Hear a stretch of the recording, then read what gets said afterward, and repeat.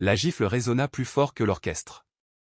Dans une salle de bal conçue pour la charité et les réputations, Chloé Whitman leva la main et frappa Amanda Davis au visage.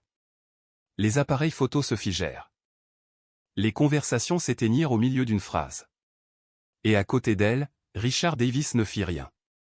Aucune protestation, aucune excuse, aucune tentative pour l'arrêter. Amanda ne pleura pas, elle ne parla pas, elle resta simplement là, absorbant l'humiliation alors que des centaines de témoins regardaient une femme être publiquement effacée. Ce que personne dans cette pièce ne comprenait, ce que même Richard Davis ne pouvait imaginer, c'était que le document le plus puissant de la soirée portait déjà la signature d'Amanda. Et il attendait d'être vu. Avant que cette histoire ne continue, restez avec nous. Si vous croyez que la dignité compte, si le silence peut être une force, ne détournez pas le regard maintenant. Dites-nous d'où vous regardez et quelle heure il est chez vous. Et si les histoires de justice silencieuse et de vérité méritée comptent pour vous, envisagez de vous abonner. Certaines fins ne crient pas, elles arrivent préparées. Amanda Davis avait appris bien avant le gala que le silence était souvent mal compris. Les gens le prenaient à tort pour de la faiblesse, de la peur, de la soumission. Ils avaient tort. Amanda a grandi dans un foyer où l'on n'élevait jamais la voix, non pas parce qu'il n'y avait pas de conflit, mais parce que ses parents croyaient que la personne la plus bruyante de la pièce était généralement celle qui avait le moins de contrôle. Sa mère, responsable de la conformité en entreprise, avait coutume de dire que le pouvoir se révélait dans les documents, pas dans les déclarations. Son père, un comptable spécialisé dans les audits jury comptables, lui a appris à lire les chiffres comme d'autres lisent les visages. Les modèles avaient de l'importance. Les lacunes comptaient davantage. Dès son plus jeune âge, Amanda a appris à observer sans interrompre, à écouter sans réagir, et à prendre des notes sans se faire remarquer. Au moment où elle a rencontré Richard Davis, cet instinct était devenu une seconde nature. Richard était tout ce qu'elle n'était pas, extérieurement confiant, verbalement dominant, visiblement ambitieux. Il remplissait les pièces dès l'instant où il y entrait. Les gens écoutaient quand il parlait, riaient quand il plaisantait, se penchaient vers lui quand il promettait croissance et succès. Amanda le regardait depuis les marges silencieuses des conversations, intriguée par la facilité avec laquelle il attirait l'attention. Ils se sont rencontrés par le travail, comme tant de mariages modernes. Amanda était consultante sur un projet de conformité réglementaire, vaguement lié à l'une des premières entreprises de Richard. Elle était efficace, précise et invisible. Lors des réunions, elle parlait rarement, à moins qu'on ne le lui demande, mais fournissait toujours exactement ce qui était nécessaire. Richard l'a remarqué parce qu'elle n'essayait pas de l'impressionner. Au début, cela ressemblait à du respect. Leur cour fut discrète, pas de grands gestes, pas de déclarations publiques. Richard aimait parler. Amanda aimait écouter. Il interprétait sa présence silencieuse comme de l'admiration. Elle interprétait sa confiance comme de la compétence. C'était un malentendu facile, qui a permis à l'affection de grandir sans friction. Lorsqu'ils se sont mariés, Amanda a naturellement endossé le rôle qu'on attendait d'elle. Elle assistait aux réceptions. Elle souriait aux investisseurs. Elle organisait des dîners où les conversations tournaient autour des projections trimestrielles et des plans d'expansion. Elle a appris quels membres du conseil d'administration préféraient le bourbon et lesquels préféraient le silence. Elle a appris quelles blagues Richard racontait à plusieurs reprises et quelles vérités il évitait complètement. Et elle a appris lentement que son mari croyait être la personne la plus intelligente de chaque pièce. Amanda ne le corrigeait pas. Non pas parce qu'elle ne le pouvait pas, mais parce qu'elle comprenait l'importance de laisser les gens se révéler pleinement avant d'intervenir. Dans les premières années de leur mariage, Amanda s'est effacée sans disparaître. Elle a abandonné son nom de famille socialement, mais pas légalement. Elle refusait les titres publics. Elle laissait Richard la présenter simplement comme ma femme. Jamais comme conseillère, jamais comme consultante, jamais comme quelqu'un dont les opinions valaient la peine d'être notées. À huis clos, elle continuait de travailler. Elle lisait les contrats que Richard survolait. Elle remarquait les clauses qu'il rejetait comme étant des formules standards. Elle signalait les changements réglementaires qu'il balayait comme étant des problèmes futurs. Lorsqu'elle soulevait des inquiétudes, elle le faisait doucement, les formulant comme des questions plutôt que comme des avertissements. Parfois, il écoutait. Plus souvent, il souriait et la rassurait en disant que tout était sous contrôle. Au fil du temps, Amanda a remarqué un schéma qu'elle avait déjà vu dans des organisations défaillantes et chez des cadres trop confiants. Le moment où quelqu'un cesse de se remettre en question est le moment où il devient vulnérable. L'entreprise de Richard a grandi rapidement, trop rapidement, de nouveaux partenariats se sont formés, de nouveaux financements sont arrivés, les plans d'expansion se sont multipliés. Et avec la croissance sont venues les distractions, de nouveaux cercles, de nouveaux admirateurs, de nouvelles occasions de se sentir puissant. C'est alors qu'Amanda a ressenti le changement pour la première fois. Ce ne fut pas un événement isolé. Ça ne l'est jamais. Ce fut une collection de petites absences, de dîners manqués, de messages sans réponse, de conversations qui se terminaient avant même de commencer. Richard parlait toujours souvent, mais il écoutait moins. Lorsqu'Amanda mentionnait des incohérences, des dépenses qui ne correspondaient pas, des réunions qui n'étaient pas à l'ordre du jour, il les balayait d'un revers de main. « Tu t'inquiètes trop », dit-il un jour, en riant légèrement. « Tu l'as toujours fait. » Elle sourit en réponse. Mais cette nuit-là, seule dans son bureau à domicile, Amanda ouvrit son ordinateur portable et commença à tout documenter. Elle ne l'a pas confronté. Elle n'a pas accusé. Elle n'a pas posé de questions qui inviteraient à la défensive ou au déni. Au lieu de cela, elle observait. Elle comparait les déclarations. Elle archivait les emails. Elle sauvegardait des versions de documents avant que des révisions n'effacent discrètement les détails gênants. Lorsque le nom de Chloé Whitman est apparu pour la première fois, initialement comme un poste budgétaire, puis comme un contact, et finalement comme une présence, Amanda n'a pas réagi extérieurement. Elle a remarqué que Chloé était plus jeune, ambitieuse, visiblement impressionnée par le statut de Richard. Le genre de femme qui riait fort au bon moment et posait les mauvaises questions trop tard. Amanda a compris Chloé immédiatement, non pas parce qu'elle la jugeait, mais parce qu'elle reconnaissait le rôle qu'on lui permettait de jouer. Amanda a regardé Richard commencer à mentionner Chloé avec désinvolture, puis sur la défensive, puis plus du tout. Pourtant, Amanda ne disait rien. Elle continuait d'assister aux événements, continuait de sourire, continuait de remplir le rôle qui nécessitait le moins d'explications. Mais intérieurement, elle se recalibrait. La femme qui avait grandi en lisant entre les chiffres et les clauses passait d'observatrice à stratège. Elle n'a consulté personne au début. Il n'y avait pas encore d'urgence, seulement une fatalité. Amanda savait quelque chose que la plupart des gens ignoraient, la trahison arrive rarement soudainement. Elle s'annonce discrètement par des schémas ignorés et des hypothèses non remises en question. Et lorsqu'elle se révèle enfin publiquement, ce n'est jamais le début de l'histoire. C'est le milieu. Au moment où Richard a cessé de faire semblant, Amanda s'était déjà préparée à cesser de faire semblant aussi. Elle ne l'avait tout simplement encore dit à personne, y compris à lui. Richard Davis croyait en toute sincérité qu'il s'était fait tout seul. Il racontait souvent l'histoire, lors de dîners, de panels et d'entretiens, qui le présentait à la fois comme un visionnaire et un homme de discipline. Il parlait de nuits blanches, de risques précoces et d'instincts qui ne lui faisaient jamais défaut. Il parlait de la dynamique comme s'il s'agissait d'un trait de caractère personnel, quelque chose qu'il transportait avec lui partout où il allait. Et les gens le croyaient parce que la confiance est contagieuse quand elle n'est pas remise en question. Richard avait appris très tôt que le monde récompensait la certitude plus que l'exactitude. Il était décisif lors des réunions, même lorsque les informations étaient incomplètes. Il agissait rapidement, même lorsque les conséquences tardaient à se faire sentir. Il n'aimait pas l'hésitation. Il rejetait la prudence comme étant du pessimisme déguisé. Pour Richard, le leadership signifiait avancer à tout prix. La présence d'Amanda dans sa vie s'intégrait parfaitement dans cette vision du monde, du moins au début. Elle était calme là où il était impulsif, silencieuse là où il était expansif. Il pensait que sa retenue complétait son ambition. Il pensait que son silence signifiait la confiance. Il ne lui est jamais venu à l'esprit que cela pouvait signifier une évaluation. Richard voyait son mariage de la même manière qu'il voyait son entreprise, stable, d'un grand soutien et, en fin de compte, construit autour de sa vision. Il ne demandait pas à Amanda des opinions qu'il n'avait pas l'intention de suivre. Il ne partageait pas les détails dont il pensait qu'elle n'avait pas besoin. Il supposait un alignement parce que le désaccord n'arrivait jamais assez fort pour être enregistré. Lorsqu'elle a complètement cessé de s'opposer, il a interprété cela comme une évolution. De son point de vue, tout fonctionnait. Le conseil d'administration le respectait. Les investisseurs louaient ses instincts.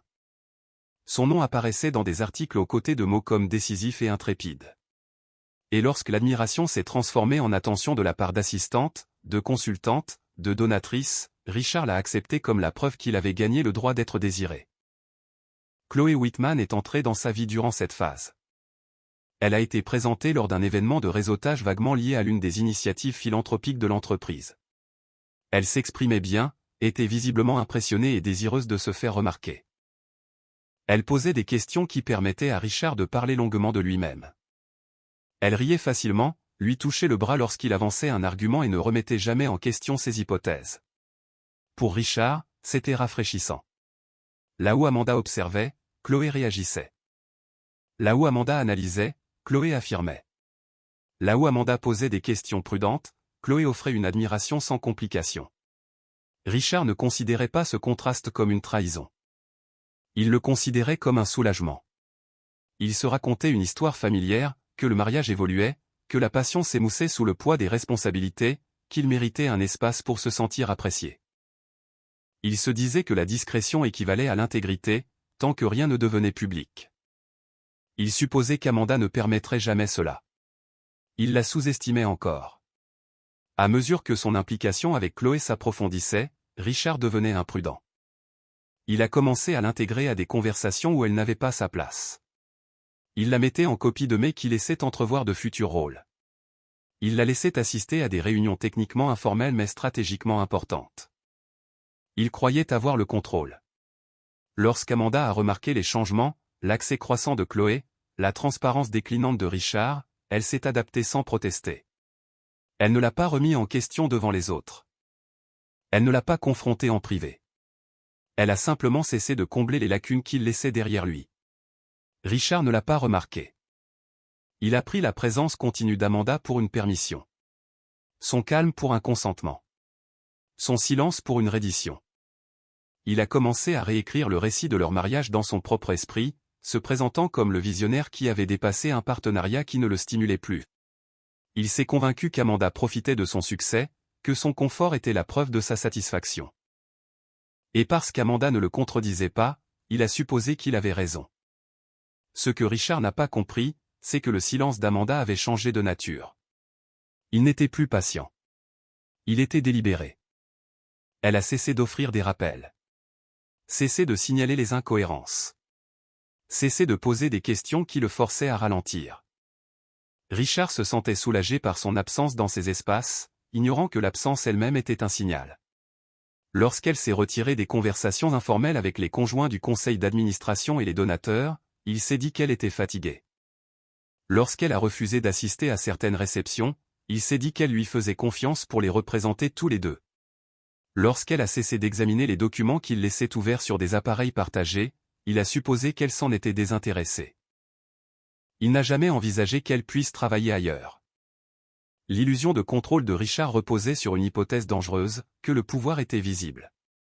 Il croyait que l'autorité résidait dans les titres et les podiums, et dans la personne qui parlait en dernier dans une pièce. Il croyait que les décisions étaient prises par ceux qui dominaient les conversations. Il croyait que les résultats découlaient de la confiance. Il ne croyait pas au levier silencieux. Au moment où le rôle d'Amanda dans sa vie est passé de partenaire à observatrice, puis à toute autre chose, Richard avait déjà franchi des lignes qu'il ne pouvait pas voir. Il a présenté Chloé comme une amie lors d'événements où Amanda se tenait à proximité. Il a permis à Chloé de parler en son nom. Il a ri lorsque Chloé a qualifié Amanda de traditionnelle, de réservée ou de plus vraiment impliquée. Chaque instant s'est passé sans conséquence. Ou du moins le croyait-il. Ce que Richard ne comprenait pas, ce qu'il ne pouvait imaginer, c'est qu'Amanda ne réagissait plus du tout à lui. Elle planifiait autour de lui. Elle ne mesurait plus ses réponses en fonction de son comportement. Elle mesurait son comportement à l'aune des traces qu'il créait. Email, approbation, transfert, autorisation, schéma. De la même manière que son père lui avait appris à retracer les irrégularités dans les états financiers, Amanda retraçait les irrégularités de son mariage et de son intersection avec l'entreprise de Richard. Elle n'avait pas besoin de confrontation pour confirmer la trahison. Elle avait besoin de constance, et Richard, confiant et négligent, la lui fournissait. Dans son esprit, il s'élevait. En réalité, il s'exposait. L'ironie était que Richard croyait avoir déjà gagné. Il croyait qu'Amanda endurerait silencieusement, comme elle l'avait toujours fait. Il croyait que Chloé resterait discrète tant qu'il conserverait le contrôle. Il croyait que le conseil d'administration s'en remettrait à lui comme toujours.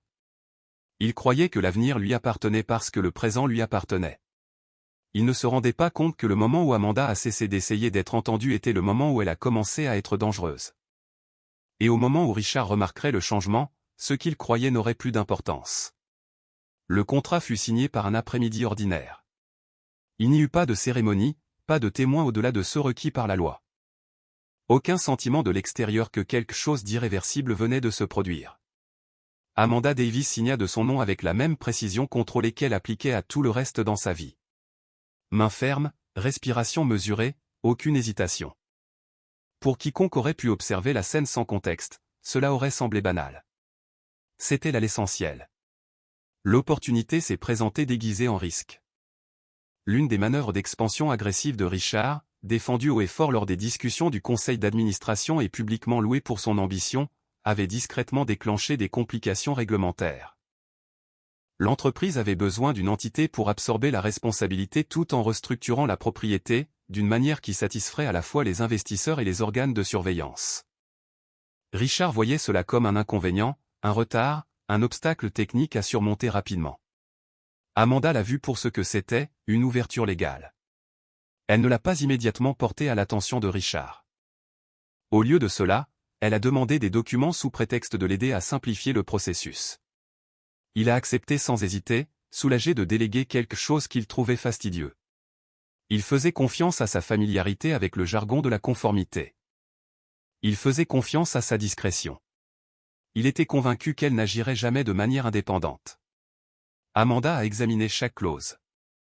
Elle a tracé les implications à travers de multiples scénarios, le meilleur des cas, le pire des cas, et les résultats les plus probables que Richard n'avait jamais envisagés. Elle a remarqué où l'autorité pouvait être transférée temporairement et où le temporaire n'avait pas d'expiration fixe. Elle a remarqué quelles signatures avaient un poids juridique et quelles approbations étaient symboliques. Et elle a remarqué autre chose. La restructuration nécessitait un propriétaire majoritaire qui pourrait être présenté comme neutre, non impliqué dans les opérations quotidiennes et légalement isolé des conflits existants. Quelqu'un qui n'attirerait pas l'attention. Quelqu'un dont le nom n'alarmerait pas les régulateurs ni ne perturberait la confiance des investisseurs. Quelqu'un comme elle. Amanda ne s'est pas proposée. Elle a plutôt posé des questions. Et si la propriété devait être protégée? Et si le contrôle exécutif devait être séparé de la responsabilité financière? Et si le conseil d'administration exigeait des assurances sans publicité? Richard, impatient et désireux d'aller de l'avant, a d'abord balayé ses inquiétudes. Puis, alors que les retards s'accumulaient et que les conseillers juridiques confirmaient la nécessité d'une solution de contournement, il s'est montré plus réceptif. Il faisait confiance aux instincts d'Amanda pour les questions qu'il n'aimait pas chercher à comprendre. Lorsqu'elle a suggéré qu'une structure de fiducie privée pourrait détenir temporairement une participation majoritaire, il a accepté. Lorsqu'elle a suggéré que son nom soit utilisé pour éviter un examen minutieux directement lié à son rôle, il a de nouveau accepté. Il n'a pas lu le contrat dans son intégralité. Il supposait qu'elle l'avait fait. Amanda travaillait en parallèle avec Daniel Harper. Daniel n'était pas dramatique. Il n'offrait pas d'avertissement déguisé en discours ni de prédiction sur les retombées émotionnelles. Il faisait ce qu'il faisait toujours. Il expliquait les conséquences. Il décrivait les résultats. Il confirmait qu'Amanda comprenait exactement ce qu'elle signait. « Vous détiendrez la participation majoritaire », dit-il calmement en glissant le document sur la table. Non annoncé publiquement, mais juridiquement contraignant. « Et le conseil d'administration » demanda Amanda. « Ils le sauront quand cela aura de l'importance », répondit Daniel. « Pas avant. » Amanda hocha la tête. Elle n'a pas demandé comment Richard réagirait. Cette question n'était pas pertinente. Ce qui comptait, c'était la clarté. Le contrat était structuré avec précision. Il incluait des protections que Richard n'avait jamais jugées nécessaires. Il tenait compte d'éventualités qui, croyait-il, ne s'appliqueraient jamais à lui.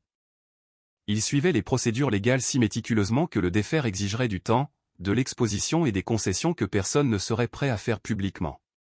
Lorsqu'Amanda signa, elle le fit sans expression. Elle comprenait ce que cette signature signifiait, non seulement sur le plan juridique, mais aussi sur le plan symbolique. Cela marquait le point où elle cessait d'absorber les risques sans en avoir l'autorité. Cela marquait le moment où son silence acquérait une structure. Après la signature, la vie a continué normalement. Richard restait dans l'ignorance. Le conseil d'administration restait non informé. Chloé restait confiante. Et Amanda restait silencieuse. Mais quelque chose de fondamental avait changé. Amanda n'a pas modifié sa routine. Elle assistait toujours aux événements de manière sélective. Elle répondait toujours aux questions de manière concise. Elle laissait toujours Richard s'attribuer le mérite de décisions qu'il croyait être les siennes. Elle n'a pas fait allusion à son moyen de pression. Elle n'a pas fait allusion à la propriété. Elle a cependant commencé à tout documenter avec un plus grand soin. Chaque approbation que Richard donnait sans lire. Chaque transfert autorisé sous son nom. Chaque email qui démontrait une supposition plutôt qu'une vérification. Elle comprenait comment ces choses fonctionnaient. Elle avait vu des entreprises s'effondrer non pas à cause d'actes répréhensibles, mais à cause d'un excès de confiance associé à l'ignorance. Elle avait vu des cadres ruinés par des contrats qu'ils croyaient être de simples formalités. Richard devenait ce cadre. Ce qu'Amanda trouvait le plus frappant, c'était la rapidité avec laquelle le rapport de force s'était inversé sans aucun signal visible. Une signature, une structure juridique. Et soudain, les décisions que Richard croyait être des expressions d'autorité étaient en réalité des permissions. Accordées dans le cadre d'un arrangement qu'il n'avait pas pris la peine de comprendre. L'entreprise n'a pas changé de direction. Le conseil d'administration n'est pas intervenu. Chloé n'a pas senti de danger. Tout a avancé sans accroc. De l'extérieur, Richard Davis gardait le contrôle. De l'intérieur, Amanda Davis détenait désormais le cadre qui déterminait jusqu'où s'étendait ce contrôle. Elle n'a pas précipité les choses. Elle savait que le pouvoir était plus efficace lorsqu'il était exercé avec parcimonie. Et seulement lorsque cela était nécessaire. Le contrat n'était pas une arme. Il n'était pas un levier destiné à être exhibé. C'était une protection conçue pour s'activer lorsque le comportement se transformait en vulnérabilité. Amanda ne voulait pas de vengeance. Elle voulait de l'exactitude. Elle voulait que le dossier reflète la réalité, pas la narration. Elle voulait que les résultats suivent la procédure, pas l'émotion. Elle voulait que la vérité fasse surface d'une manière qui ne puisse être rejetée comme un conflit personnel. Ou une dispute conjugale. Et elle voulait que cela se produise de manière suffisamment publique pour que le déni soit impossible. Mais de manière assez silencieuse pour que personne ne puisse l'accuser de faire du spectacle. L'invitation au gala arriva quelques semaines plus tard. Amanda la lut attentivement, notant la liste des invités. Les sponsors, les membres du conseil d'administration dont la présence était confirmée. Elle remarqua les présentations prévues, les annonces programmées, les arrangements audiovisuels déjà en place. Elle ferma l'email et s'adossa à son siège. Le contrat restait intact dans ses dossiers. Sa signification était invisible pour tous les autres. Mais Amanda comprenait le timing. Elle comprenait les environnements et elle comprenait que certaines vérités nécessitaient le bon cadre pour être reconnues. Elle n'a pas souri. Elle n'a pas célébré. Elle a simplement reconnu que le moment auquel elle s'était préparée approchait, non pas parce qu'elle l'avait forcé, mais parce que le comportement de Richard l'avait rendu inévitable. Le contrat avait tout changé. Non pas parce qu'il donnait du pouvoir à Amanda. Mais parce qu'il révélait à quel point Richard avait si peu pris la peine de le chercher. Chloé Whitman n'avait jamais eu l'intention d'être invisible. Dès l'instant où elle est entrée dans l'orbite de Richard Davis, elle s'est assurée d'être vue par lui, par les gens qui l'entouraient. Et, éventuellement, par les espaces qu'il contrôlait. Elle comprenait instinctivement la perception. Elle savait comment s'habiller pour attirer l'attention sans paraître imprudente. Comment poser des questions qui flattaient plutôt qu'elles ne défiaient, comment se positionner juste assez près du pouvoir pour sembler inévitable. Richard l'a remarqué parce qu'elle rendait cela facile. Elle l'admirait ouvertement. Elle lui répétait ses propres idées comme s'il s'agissait de révélations. Elle riait aux histoires qu'il avait racontées 100 fois, chaque fois avec un enthousiasme renouvelé. Là où d'autres s'habituaient à son autorité, Chloé la traitait comme quelque chose d'extraordinaire. Pour Richard, c'était valorisant. Pour Chloé, c'était stratégique. Elle n'a pas posé de questions sur Amanda au début. Elle n'en avait pas besoin. Amanda existait dans les marges de la vie de Richard, mentionnée rarement et sans détail. Quand Chloé l'a finalement rencontrée, silencieuse, posée, d'apparence banale, elle a rapidement tiré ses conclusions. Amanda ne concourait pas. Pour Chloé, cela signifiait qu'Amanda avait déjà perdu. Chloé considérait l'invisibilité comme un manque de pouvoir. Elle croyait que la présence équivalait à la pertinence et que la pertinence devenait finalement le contrôle. Dans son esprit, la retenue d'Amanda signalait l'obsolescence. Une femme qui ne s'affirmait pas publiquement n'avait aucun droit réel sur l'espace qu'elle occupait. Chloé s'est avancée dans cet espace avec confiance. Elle a commencé à apparaître lors d'événements où Amanda s'était autrefois tenue aux côtés de Richard. Au début, elle restait périphérique, présentée de manière informelle, s'attardant juste assez longtemps pour être remarquée. Au fil du temps, son rôle est devenu plus audacieux. Elle donnait son avis. Elle parlait au nom de Richard. Elle corrigeait des détails mineurs avec une familiarité qui suggérait l'intimité. Richard le permettait. Il aimait l'énergie que Chloé apportait dans les pièces. Il aimait la façon dont les gens supposaient qu'elle comptait simplement parce qu'elle agissait comme si c'était le cas. Il aimait qu'elle le fasse se sentir admirée sans attente. Amanda regardait de loin. Elle ne se hérissait pas lorsque Chloé interrompait les conversations. Elle ne réagissait pas lorsque Chloé riait trop fort ou touchait le bras de Richard trop librement.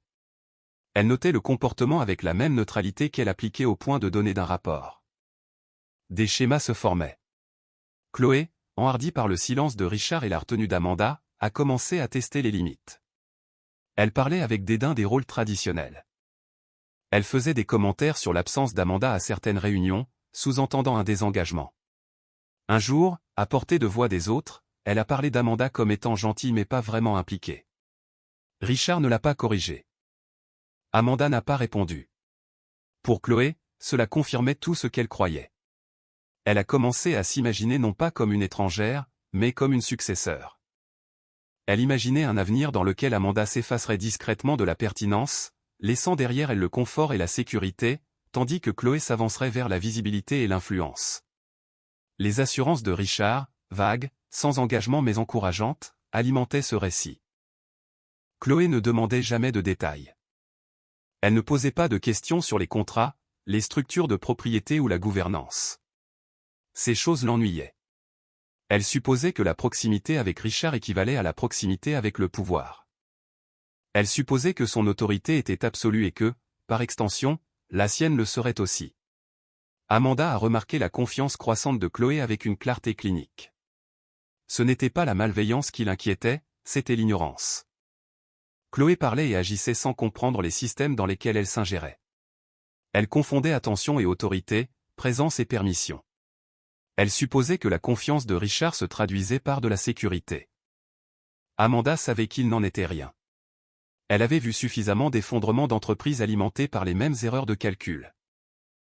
Les personnes les plus dangereuses qu'elle connaissait n'étaient pas celles qui complotaient avec soin, mais celles qui agissaient audacieusement sans en comprendre les conséquences. Chloé devenait l'une d'entre elles. Le gala est devenu le point de convergence. Richard en parlait comme d'une célébration, d'une occasion de mettre en valeur les efforts philanthropiques de l'entreprise et de renforcer son image de leader visionnaire. Chloé en parlait comme d'un point d'arrivée. Elle parlait ouvertement de robe, de présentation et de la manière dont les apparences pouvaient donner le ton pour la suite. Amanda écoutait. Chloé a commencé à s'affirmer d'une manière qui n'était plus subtile. Elle a pris des décisions sans en avoir l'autorité. Elle a donné des instructions à du personnel qui ne relevait pas d'elle. Elle se positionnait physiquement entre Amanda et Richard lors des rassemblements publics, comme si la proximité seule pouvait réécrire les relations. Malgré tout, Amanda n'a rien fait. Non pas parce qu'elle n'en était pas consciente, mais parce qu'elle était précise. Elle comprenait que la confrontation offrirait à Chloé exactement ce qu'elle voulait, de la validation, du drame, de la reconnaissance. Cela transformerait une situation stratégique en une situation émotionnelle, et les émotions étaient faciles à balayer. La documentation, non. Amanda enregistrait les incidents discrètement, date, témoin, contexte. Elle notait les moments où Richard permettait aux frontières de se dissoudre, les moments où Chloé dépassait les limites sans être corrigée. Chaque instance s'ajoutait à un dossier croissant, non pas d'infidélité, mais d'exposition. Chloé prenait à tort le calme d'Amanda pour une capitulation. Elle prenait à tort l'indulgence de Richard pour une approbation, et elle prenait à tort l'absence de conséquences immédiates pour une immunité. Le soir du gala, Chloé se sentait intouchable. Elle est arrivée tôt, habillée pour être reconnue, confiante à sa place aux côtés de Richard. Elle parlait au donateur comme si elle était à sa place. Elle riait trop fort, souriait trop souvent et scrutait la pièce avec la certitude de quelqu'un qui croyait que l'avenir l'avait déjà choisi. Amanda entra dans la salle de bal plus tard, seule, discrète et calme. Chloé ressentit un élan de triomphe. Chloé croyait que c'était le moment qu'elle attendait. Elle voyait Amanda non pas comme une personne, mais comme un obstacle finalement rendu obsolète.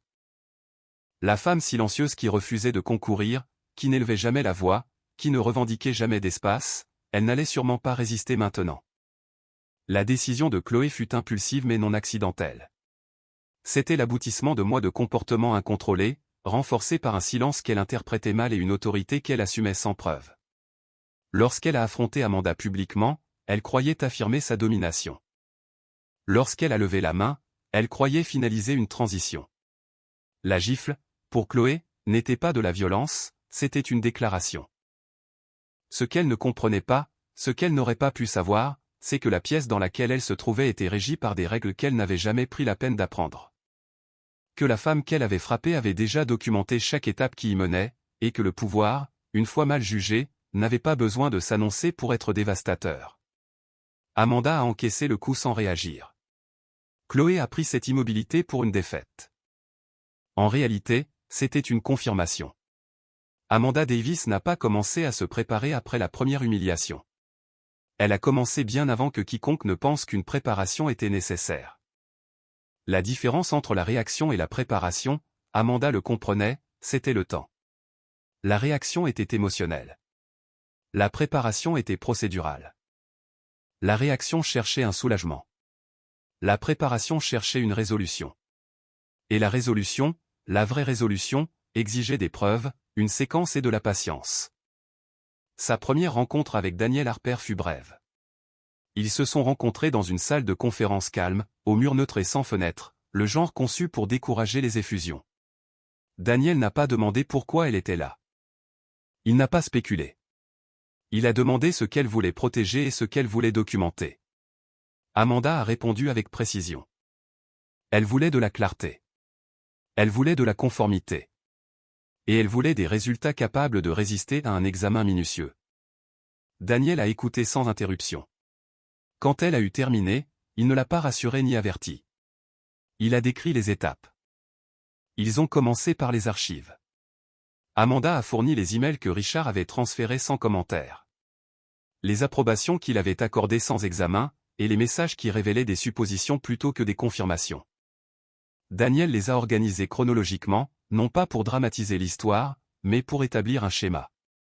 Il a identifié où la gouvernance se fondait dans la commodité, où la supervision cédait la place à la confiance. Ils sont ensuite passés aux finances. Amanda avait déjà compilé les relevés bancaires liés aux dépenses de l'entreprise qui s'alignaient de manière suspecte avec le calendrier personnel de Richard. Les transferts qui semblaient inoffensifs individuellement commençaient à former autre chose lorsqu'ils étaient placés côte à côte. Daniel ne les appelait pas encore des irrégularités. Il les a qualifiés de points d'enquête. Le langage avait de l'importance. Amanda appréciait cela. Ce qui a le plus frappé Daniel n'était pas le volume de la documentation, mais sa retenue. Amanda n'avait pas tout collecté. Elle n'avait collecté que ce qui était pertinent. Chaque document avait un but. Chaque archive avait un contexte. Il n'y avait aucune rage dans sa préparation. Seulement de l'exactitude. Amanda n'a pas demandé à Daniel d'intervenir. Elle n'a pas demandé de lettre, de dépôt ou d'avertissement. Elle lui a demandé d'être prêt. Elle lui a demandé de vérifier. Elle lui a demandé de confirmer que ce qu'elle soupçonnait tiendrait la route lors d'un examen minutieux. C'était le cas. Au fil des semaines, Amanda a continué à vivre sa vie comme si de rien n'était. Elle partageait des repas avec Richard lorsque leurs emplois du temps concordaient. Elle assistait aux événements de manière sélective. Elle maintenait l'apparence de la routine sans y contribuer émotionnellement. Richard n'a rien remarqué. Cela aussi fut documenté. Amanda a observé avec quelle facilité Richard devenait imprudent lorsqu'il n'était pas mis au défi.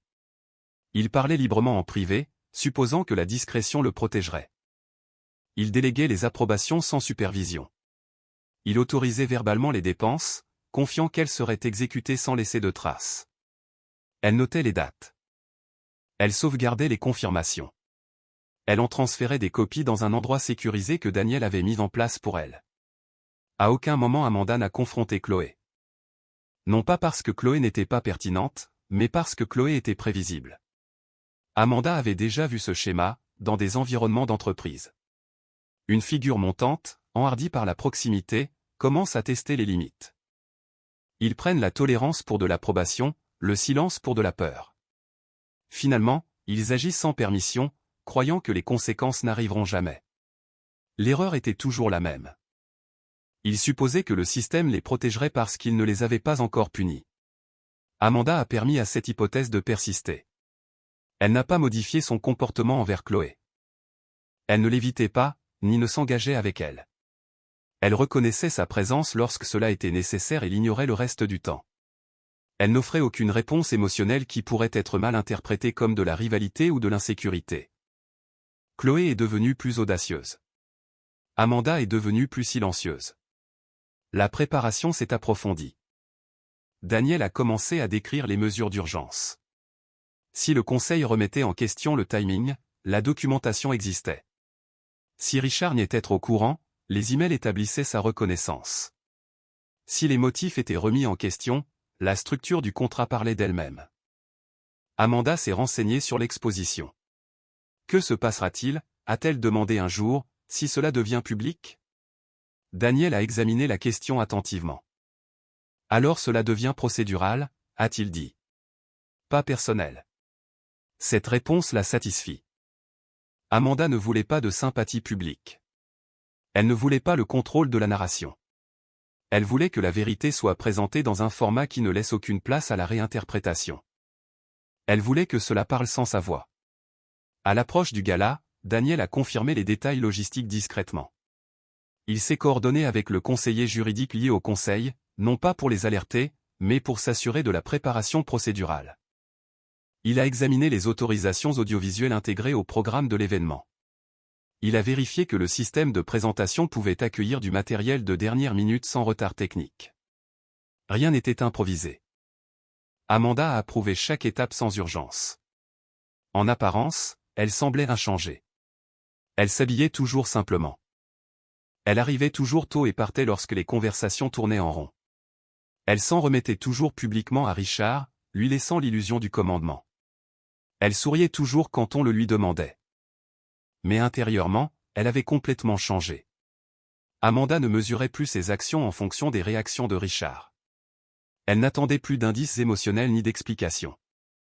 Elle évaluait tout à travers le prisme de la conséquence. À quoi cela ressemblerait-il lors d'un examen? Comment cela serait-il perçu par quelqu'un sans aucun contexte personnel? Cela tiendrait-il sans explication?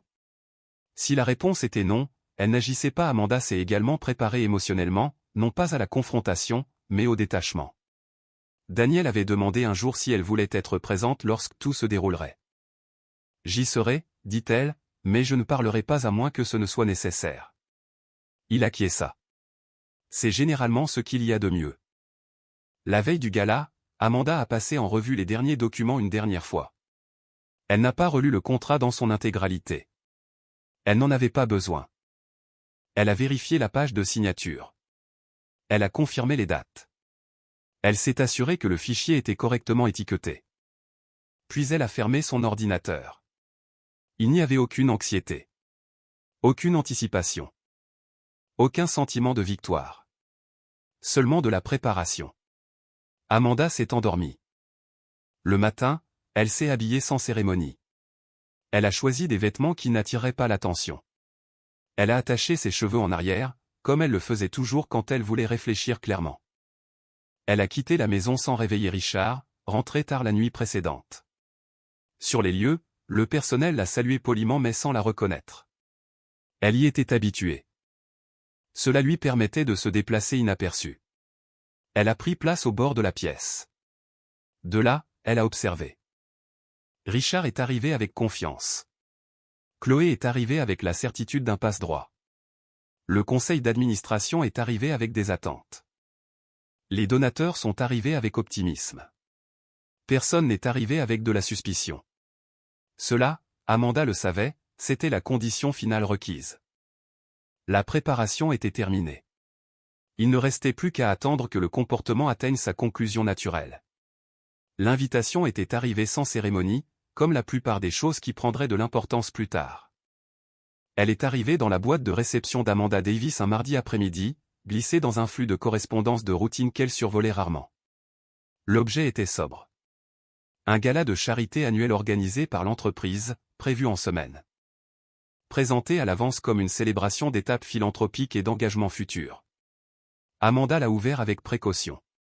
Elle ne l'a pas lu en tant qu'invité. Elle l'a lu en tant qu'environnement.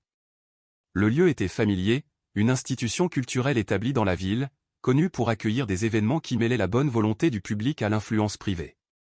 Le timing était précis. Fin du trimestre. Avant les publications réglementaires. Après les examens préliminaires du conseil d'administration, mais avant les votes formels. Elle a parcouru la liste des invités. Membres du conseil confirmés. Donateurs majeurs confirmés. Conseillers juridiques répertoriés comme présents. Médias limités, sur invitation uniquement, préapprouvés. Elle a ensuite noté le programme audiovisuel. Un bloc de présentation avait été alloué au milieu de la soirée. 10 minutes officiellement réservées aux remerciements des donateurs et aux points forts de la transparence de l'entreprise. Le système était capable d'afficher des documents, des vidéos et des flux en direct. La supervision technique était assurée par un prestataire externe, procédure standard, révision interne minimale. Amanda a fermé l'email et s'est adossée. Richard a mentionné le gala ce soir-là pendant le dîner, en parlant comme il parlait de la plupart des choses qui reflétaient une bonne image de lui. Il a parlé de discours, d'apparence, de l'importance de montrer une image d'unité. Il n'a pas demandé si elle prévoyait d'y assister. Elle lui a dit qu'elle le ferait. Il a paru momentanément surpris et satisfait. « C'est bien », a-t-il dit. « Ce sera mieux perçu si tu es là. » Amanda a hoché la tête, comme si l'apparence était la seule considération. Au cours des jours suivants, Richard a parlé ouvertement du gala au personnel, aux investisseurs, à Chloé. Il l'a présenté comme un tournant, une occasion de renforcer la confiance et de clore un chapitre sur l'instabilité récente. Il a parlé de croissance, de renouveau et de leadership. Chloé a écouté attentivement. Elle a commencé à parler du gala comme s'il était le sien. Elle a parlé des plans de table, des présentations et de l'impression qu'ils feraient ensemble.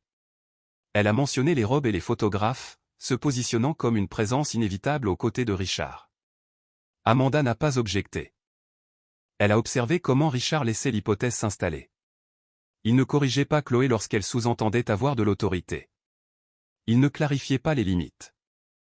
Il laissait l'élan décider pour lui, confiant que l'avenir s'alignerait sur ce qui semblait le plus facile sur le moment.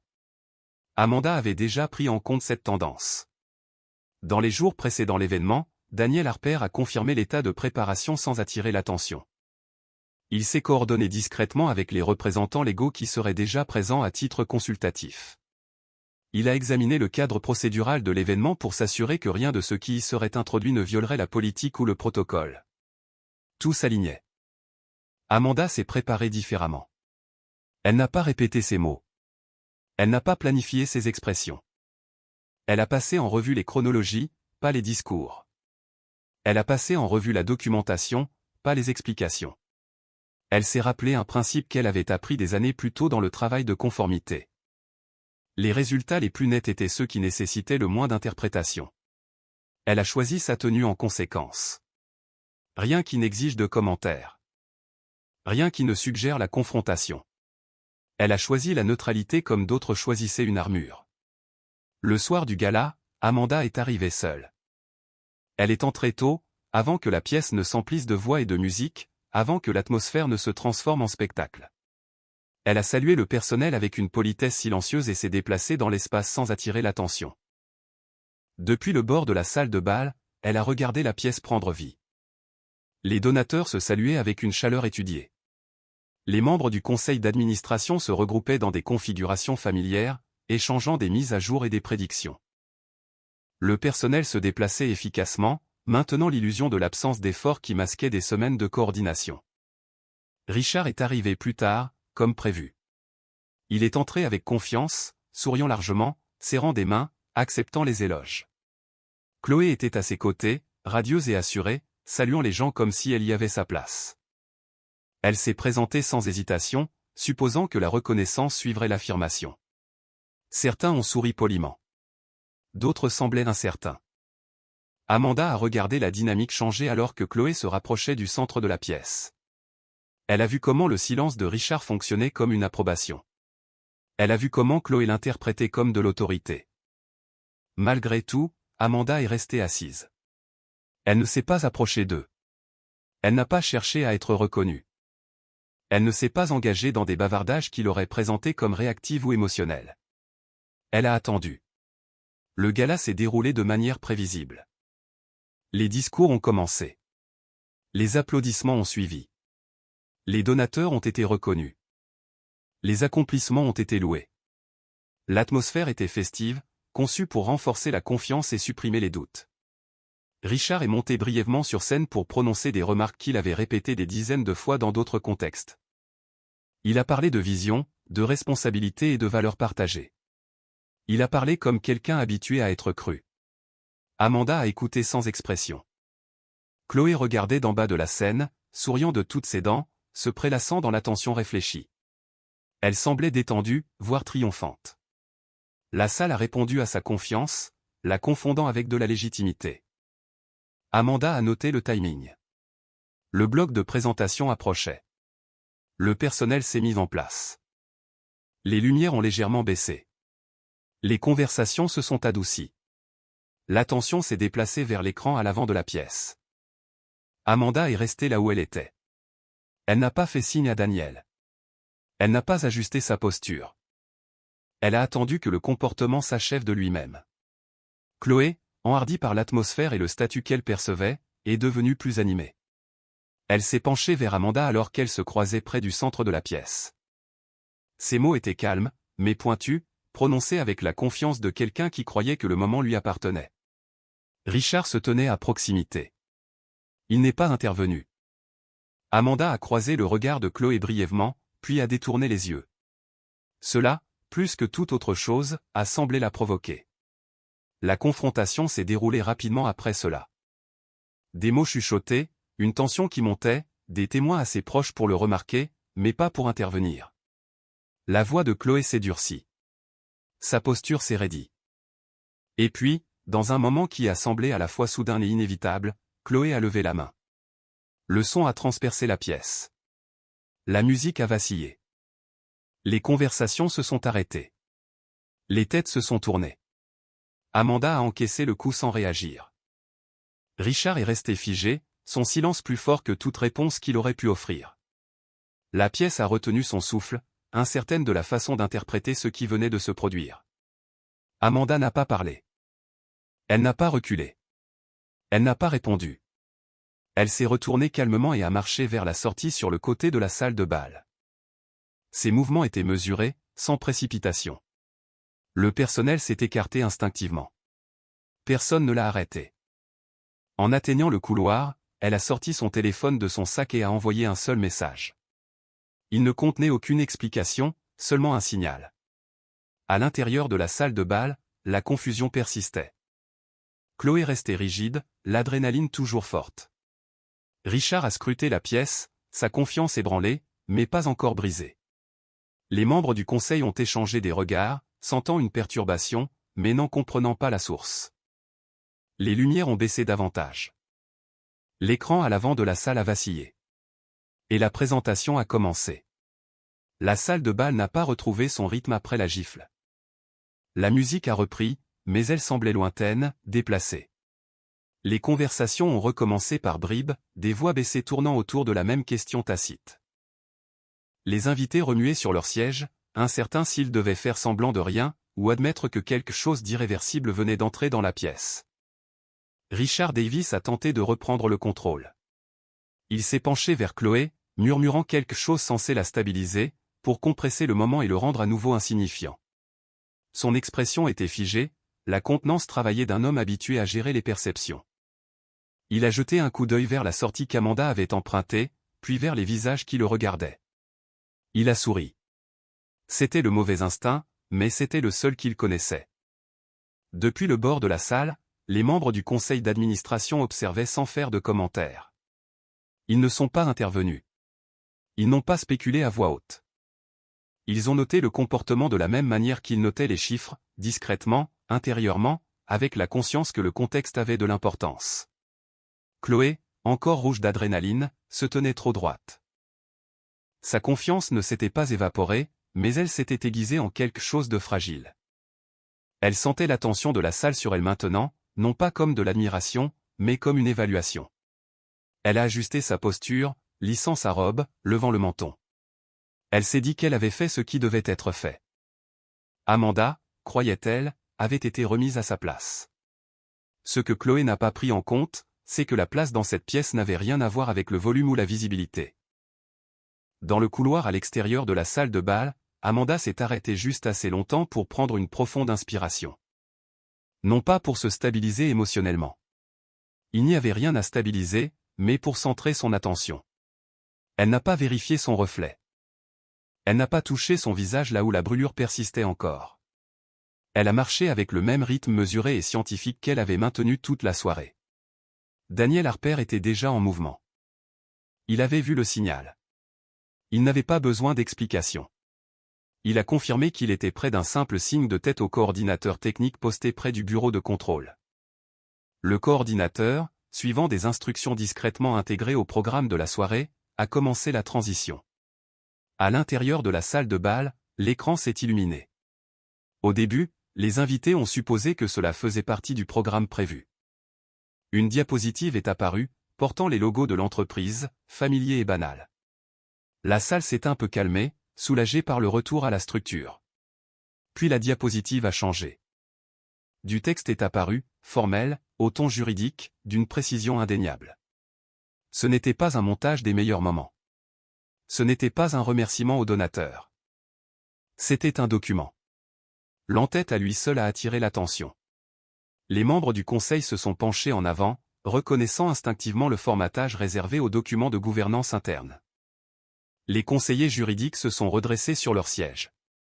Richard a froncé les sourcils. Il s'est tourné vers l'écran, la confusion traversant son visage. Ce n'était pas ce qu'il avait approuvé. Ce n'était pas ce qu'il avait répété. Chloé a levé les yeux, l'irritation remplaçant le triomphe. Le document a défilé lentement, ligne par ligne, permettant à la salle de lire. Il décrivait un accord de restructuration. Les dates étaient claires. Les conditions étaient explicites. Les pourcentages de propriété étaient affichés sans fioriture. Un murmure a parcouru le public.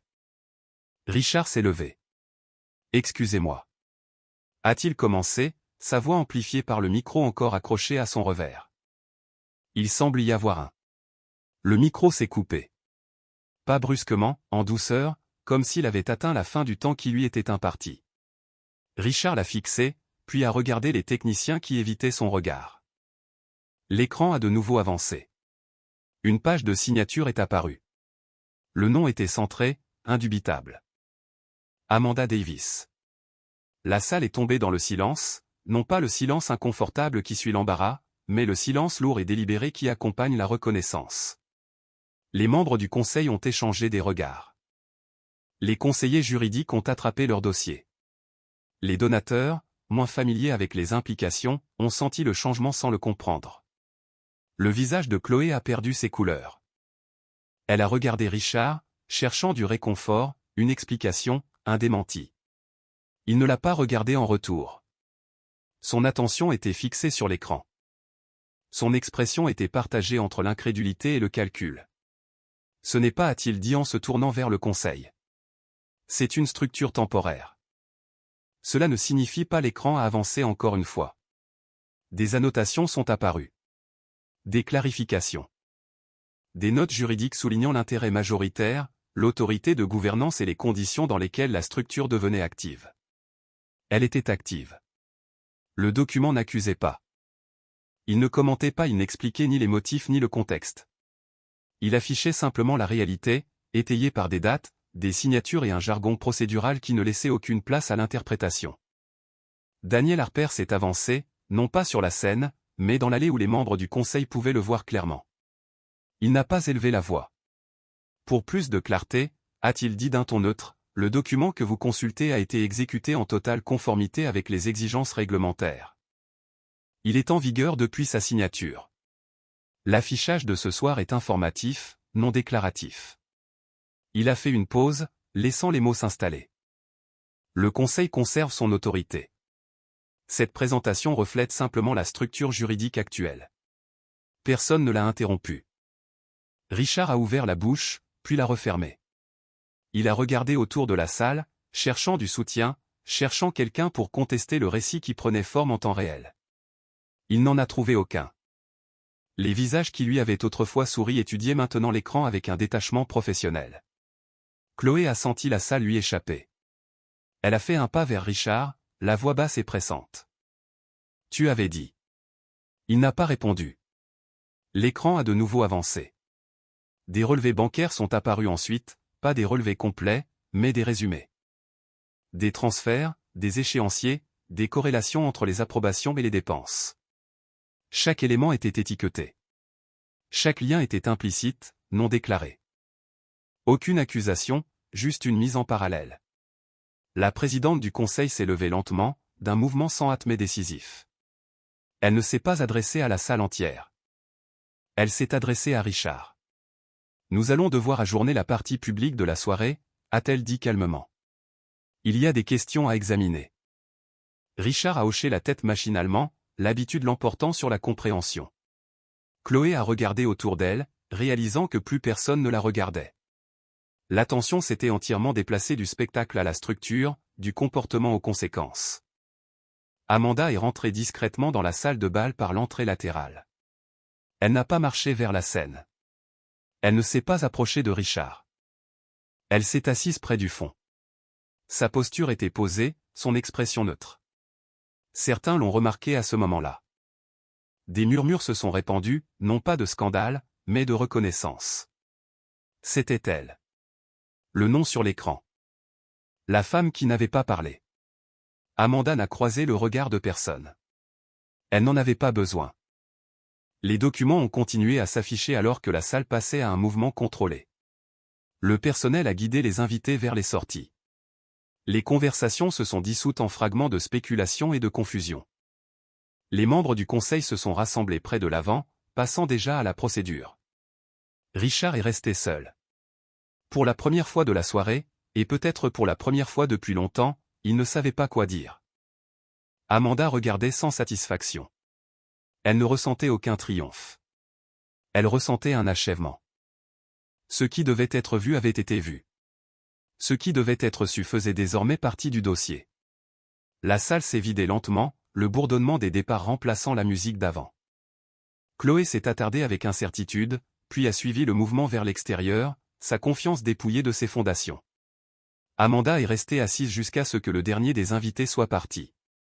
Puis elle s'est levée, non pas pour réclamer quoi que ce soit, seulement pour partir. Les lumières de la salle de conférence se sont allumées sans cérémonie. Ce qui avait été une salle de bal quelques heures plus tôt, conçue pour le spectacle et les applaudissements, était maintenant un espace contrôlé défini par le protocole. Les chaises ont été réarrangées, les portes ont été fermées. Le personnel s'est déplacé silencieusement le long du périmètre, n'assurant plus l'hospitalité, mais maintenant l'ordre. Amanda Davis a pris place sans qu'on le lui indique. Personne ne lui a demandé où elle préférait s'asseoir. Personne n'a fait preuve de déférence. Et elle n'en cherchait pas, elle a choisi une chaise qui lui permettait de voir tout le monde et de n'être vue par personne en particulier. Richard s'est assis en face d'elle. Il avait enlevé sa veste, retroussé ses manches jusqu'au milieu de ses avant-bras, un geste qui signalait autrefois qu'il était prêt. Maintenant, cela ressemblait à autre chose, une mise à nu. Il n'arrêtait pas de jeter des coups d'œil aux documents projetés sur l'écran, comme s'ils pouvaient changer s'il les regardait assez longtemps. Chloé n'a pas été invitée dans la pièce.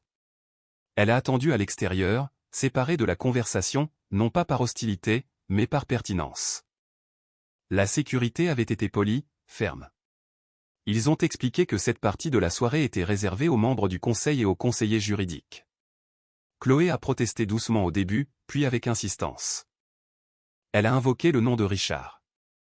Elle a affirmé qu'il y avait un malentendu. Elle a insisté sur le fait qu'elle avait sa place ici. Personne n'a discuté avec elle.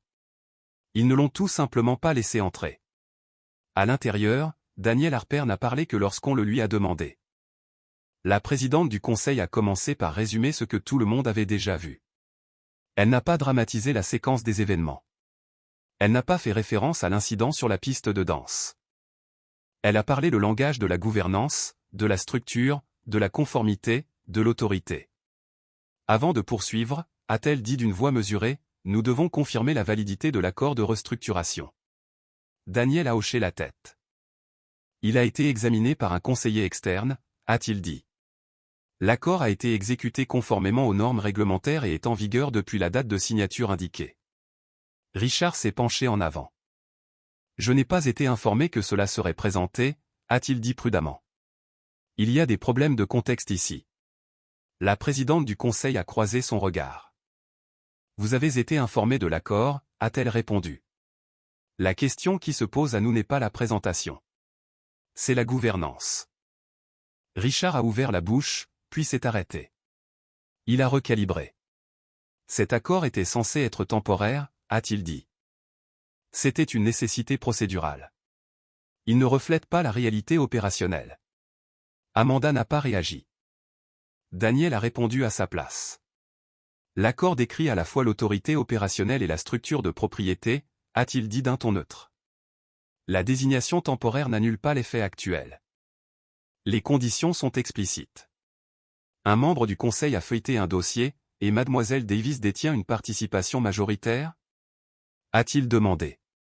Oui, a répondu Daniel, à compter de la date de signature. La salle a absorbé cela. Richard a expiré lentement, un son qui aurait pu être un rire dans d'autres circonstances. Amanda, a-t-il dit en se tournant vers elle. Tu aurais pu dire quelque chose. Amanda l'a alors regardé.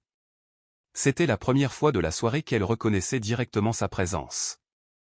Son expression était neutre, ni froide, ni défensive. Observatrice. Je l'ai fait, a-t-elle dit calmement, par écrit.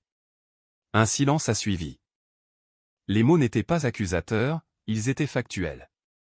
Ils ont atterri avec plus de force que n'importe quelle voix élevée n'aurait pu le faire. Richard s'est adossé à sa chaise. La présidente du conseil a poursuivi. Nous devons également aborder les activités financières connexes, a-t-elle dit. Les dossiers affichés plus tôt soulèvent des questions. Daniel a de nouveau hoché la tête. Les résumés présentés corrèlent les dépenses approuvées avec les voyages personnels et l'utilisation discrétionnaire, a-t-il dit. Ils n'allèguent pas de faute.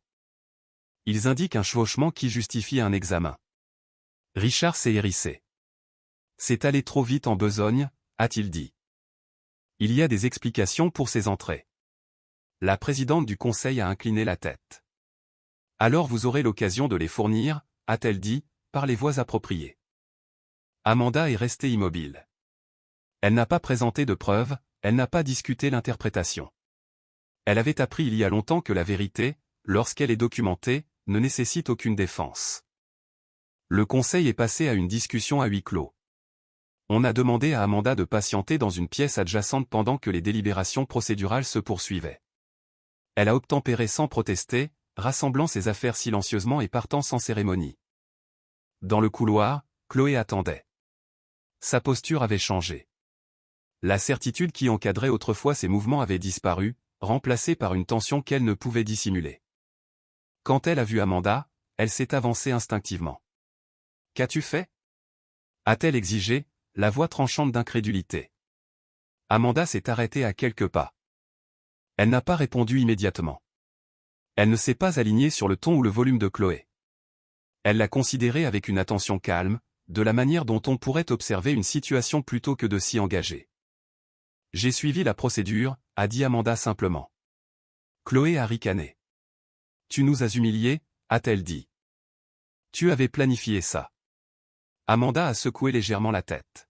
« Je n'ai pas planifié ton comportement », a-t-elle répondu. « Je me suis préparé à ses conséquences. » La colère de Chloé a vacillé, remplacée par la confusion. « Tu m'as laissé. » Chloé a commencé, puis s'est arrêtée. « Tu es juste resté là. » « Oui, » a dit Amanda.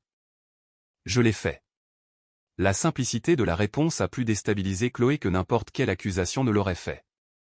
La sécurité s'est alors approchée, non pas agressivement, mais avec une insistance tranquille. On a demandé à Chloé de quitter les lieux. Elle a protesté à nouveau, plus fort cette fois, mais le résultat n'a pas changé. Alors qu'on l'escortait vers la sortie, Chloé s'est retournée une fois. Amanda marchait déjà dans la direction opposée. À l'intérieur de la salle de conférence, les discussions se sont conclues.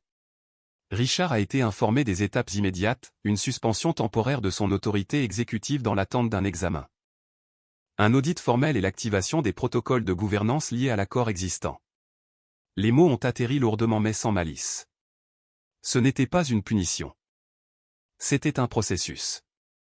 Lorsqu'Amanda a été invitée à revenir dans la pièce, la présidente du conseil s'est adressée directement à elle. « Mademoiselle Davis », a-t-elle dit, « nous reconnaissons votre rôle dans la structure actuelle. Les décisions ultérieures suivront la procédure standard. » Amanda a hoché la tête. Elle ne les a pas remerciés. Elle n'a pas accepté les félicitations. Elle n'a fait aucun commentaire. La présidente du conseil a ajouté, « Vous n'êtes pas tenu de rester. » Amanda s'est levée. Richard l'a regardée, puis l'a vraiment regardée, peut-être pour la première fois depuis des années. Son expression contenait quelque chose de nouveau, une incertitude teintée de reconnaissance. « Amanda » a-t-il dit doucement. Elle s'est arrêtée mais ne s'est pas retournée. « J'espère » a-t-il continué, « que quoi que ce soit, ça en valait la peine. » Amanda a considéré les mots et a répondu sans émotion. « Il ne s'agissait pas d'en valoir la peine » a-t-elle dit. Il s'agissait d'exactitude. Elle a quitté la pièce. À l'extérieur, la nuit s'était installée dans le calme. La foule était partie. Les lumières étaient tamisées. La ville au-delà du bâtiment continuait son cours, ignorante du changement qui s'était produit à l'intérieur. Amanda est sortie dans l'air frais et a pris une profonde inspiration. Il n'y avait aucun soulagement, aucun triomphe. Seulement la certitude tranquille que ce qui devait arriver était arrivé, sans spectacle, sans cruauté, sans qu'elle n'élève la voix. Derrière elle, le bâtiment se dressait, inchangé. À l'intérieur, le dossier avait été corrigé. Le lendemain matin est arrivé sans gros titre. Aucune alerte n'a allumé le téléphone d'Amanda Davis. Aucun message urgent n'exigeait de réponse. Le monde, en ce qui concernait la perception publique, continuait sans interruption. C'était ainsi qu'Amanda le préférait. Elle n'avait jamais mesuré l'importance au volume. Elle s'est réveillée tôt, comme à son habitude, et s'est assise à la table de la cuisine avec une tasse de café à laquelle elle n'a pas touché. La légère ecchymose sur sa joue s'était assombrie pendant la nuit. Le rappel silencieux d'un événement auquel elle ne répondait plus. Elle ne l'a pas examiné de près. Elle avait déjà documenté l'incident, l'heure, le lieu, les témoins, sans faire de commentaires. La procédure n'exigeait pas de réflexion. En milieu de matinée, Daniel Harper a appelé.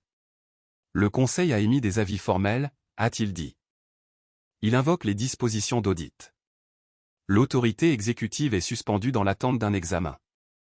Amanda a accusé réception de l'information sans réagir. Et Richard ? A-t-elle demandé. Il lui a été conseillé de communiquer par l'intermédiaire de son avocat. Amanda a hoché la tête, bien que Daniel ne puisse pas le voir. C'est approprié, a-t-elle dit. L'appel s'est terminé. Aucune autre instruction n'a suivi. Amanda a passé la journée à faire ce qu'elle avait toujours fait quand le bruit retombait, elle a organisé. Elle a consolidé les dossiers, s'est assurée que les sauvegardes étaient à jour et a recoupé les chronologies une dernière fois. Non pas parce qu'elle s'attendait à une contestation, mais parce que l'exactitude exigeait l'exhaustivité. Dans l'après-midi, elle a reçu un message de l'avocat de Richard demandant une réunion. Elle a refusé. Non pas par rancune, mais par clarté. Tout ce qui devait être dit pouvait l'être par écrit. L'émotion n'avait pas sa place dans ce qui allait suivre. Ce soir-là, Richard est retourné à la maison. Amanda a entendu sa voiture dans l'allée bien avant que la porte ne s'ouvre. Elle est restée assise dans le salon, lisant un livre qu'elle n'avait pas besoin de regarder pour tourner les pages. Lorsqu'il est entré, il s'est arrêté comme surpris de la trouver là. La maison lui semblait différente maintenant, non pas parce que quelque chose avait changé physiquement, mais parce que les hypothèses qui encadraient autrefois l'espace s'étaient effondrées. « Amanda » a-t-il dit. Elle a levé les yeux. « Tu n'étais pas obligée de faire ça. » Il a continué, la voix basse, prudente. Il y avait d'autres moyens. Amanda a fermé le livre et l'a mis de côté. Il y avait d'autres moyens de parler, a-t-elle dit. Il n'y avait pas d'autre moyen d'être entendu. Richard a expiré, passant une main dans ses cheveux. Tu m'as pris par surprise, a-t-il dit. Tu m'as laissé entrer dans cette pièce. Je ne t'ai forcé à rien, a répondu Amanda. Je n'ai pas écrit tes emails. Je n'ai pas approuvé tes dépenses. Je n'ai pas décidé qui tu as amené à un événement public. Son ton était neutre, dénué d'accusation. Richard a quand même tressailli. Il a regardé son visage, puis la marque qu'il n'avait pas reconnue la veille. Son regard s'est attardé, puis s'est détourné. Ça n'aurait pas dû arriver, a-t-il dit. Non, a convenu Amanda. Ça n'aurait pas dû. L'aveu est resté suspendu entre eux, insuffisant et tardif. Que se passe-t-il maintenant? A demandé Richard. Amanda a considéré la question. Maintenant, a-t-elle dit, le conseil suit la procédure. L'audit se poursuit. Les résultats seront déterminés par le dossier. Et nous? A-t-il demandé doucement. Amanda s'est levée. Cela, a-t-elle dit, sera également déterminé par le dossier. Elle est passée devant lui en direction des escaliers, ses mouvements sans hâte. Richard ne l'a pas suivi. Au cours des jours suivants, le processus s'est déroulé comme prévu. Les auditeurs ont demandé des documents. Les conseillers juridiques ont coordonné les calendriers. Le Conseil a publié des déclarations prudentes, non contraignantes et précises. Il n'y a eu aucune accusation rendue publique, aucun récit offert au-delà de la reconnaissance de l'examen. Chloé Whitman a tenté d'entrer en contact 2 fois. Amanda n'a pas répondu. Les messages de Chloé sont devenus de plus en plus erratiques, la colère, cédant la place aux supplications, puis au silence. Quel que soit le récit que Chloé s'était construit, il s'est rapidement effondré une fois que la proximité avec le pouvoir s'est dissoute. Amanda n'a pas suivi son départ. Elle avait appris que les personnes qui entraient dans des situations sans comprendre les systèmes avaient tendance à en sortir de la même manière. L'audit a progressé. Les conclusions n'ont pas été immédiates, mais les tendances étaient claires. Des défaillances de gouvernance, des lacunes dans la surveillance, des autorisations accordées sans examen. Rien de tout cela n'était sensationnel. Rien de tout cela n'était défendable. Richard a été informé des conclusions préliminaires par l'intermédiaire de son avocat. Il ne les a pas contestées. Sa démission a suivi peu de temps après, formulée non pas comme un aveu, mais comme un accord mutuel. Le langage était familier, conçu pour préserver la dignité tout en reconnaissant la nécessité. Amanda a examiné le projet de déclaration lorsqu'il lui a été envoyé. Elle l'a approuvé sans modification. Non pas parce que c'était généreux, mais parce que c'était exact. Dans ces moments d'intimité, Amanda ne ressentait aucune envie de repenser au gala. La gifle n'a pas défini le résultat. C'était simplement le moment où le comportement a basculé vers une conséquence publique. Le véritable tournant s'était produit bien plus tôt, discrètement, dans l'encre et la procédure. Lorsque le Conseil a officiellement reconnu son autorité dans le cadre de la structure existante, Amanda l'a accepté sans cérémonie. Elle a décliné un rôle exécutif intérimaire, recommandant plutôt que les opérations restent sous la direction de la direction établie dans l'attente d'un examen. Elle ne voulait pas de visibilité. Elle voulait la stabilité. Ses collègues ont réagi avec un respect mesuré. Certains l'ont contactée en privé, présentant des excuses pour les hypothèses qu'ils avaient formulées. D'autres ont gardé leur distance, ne sachant pas comment se recalibrer. Amanda ne les a pas corrigés. Elle n'avait aucun intérêt à réécrire leur perception. Le temps le ferait plus efficacement que les mots ne le pourraient jamais. Les semaines ont passé. L'échymose s'est estompée. Les dossiers sont restés. Une après-midi, Amanda est retournée sur les lieux où le gala avait eu lieu, non pas pour réfléchir, mais pour clore le chapitre. Elle a traversé la salle de bal désormais vide, notant l'absence de musique, la scène démontée, l'écran blanc à l'avant. Rien dans la pièce ne suggérait ce qui s'y était passé. Cela, a-t-elle réalisé, était approprié. Les moments passaient. Les structures perduraient. Alors qu'elle partait, un membre du personnel l'a reconnue et l'a saluée poliment. Il n'y avait aucune révérence dans ce geste, aucun malaise.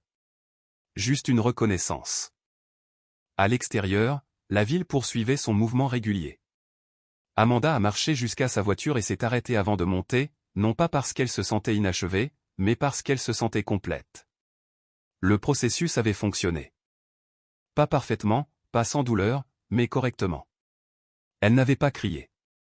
Elle n'avait pas accusé. Elle n'avait humilié personne en retour. Elle s'était préparée. Et la préparation, elle le savait, était la forme de justice la plus fiable disponible. Le Conseil s'est réuni à nouveau 3 semaines plus tard.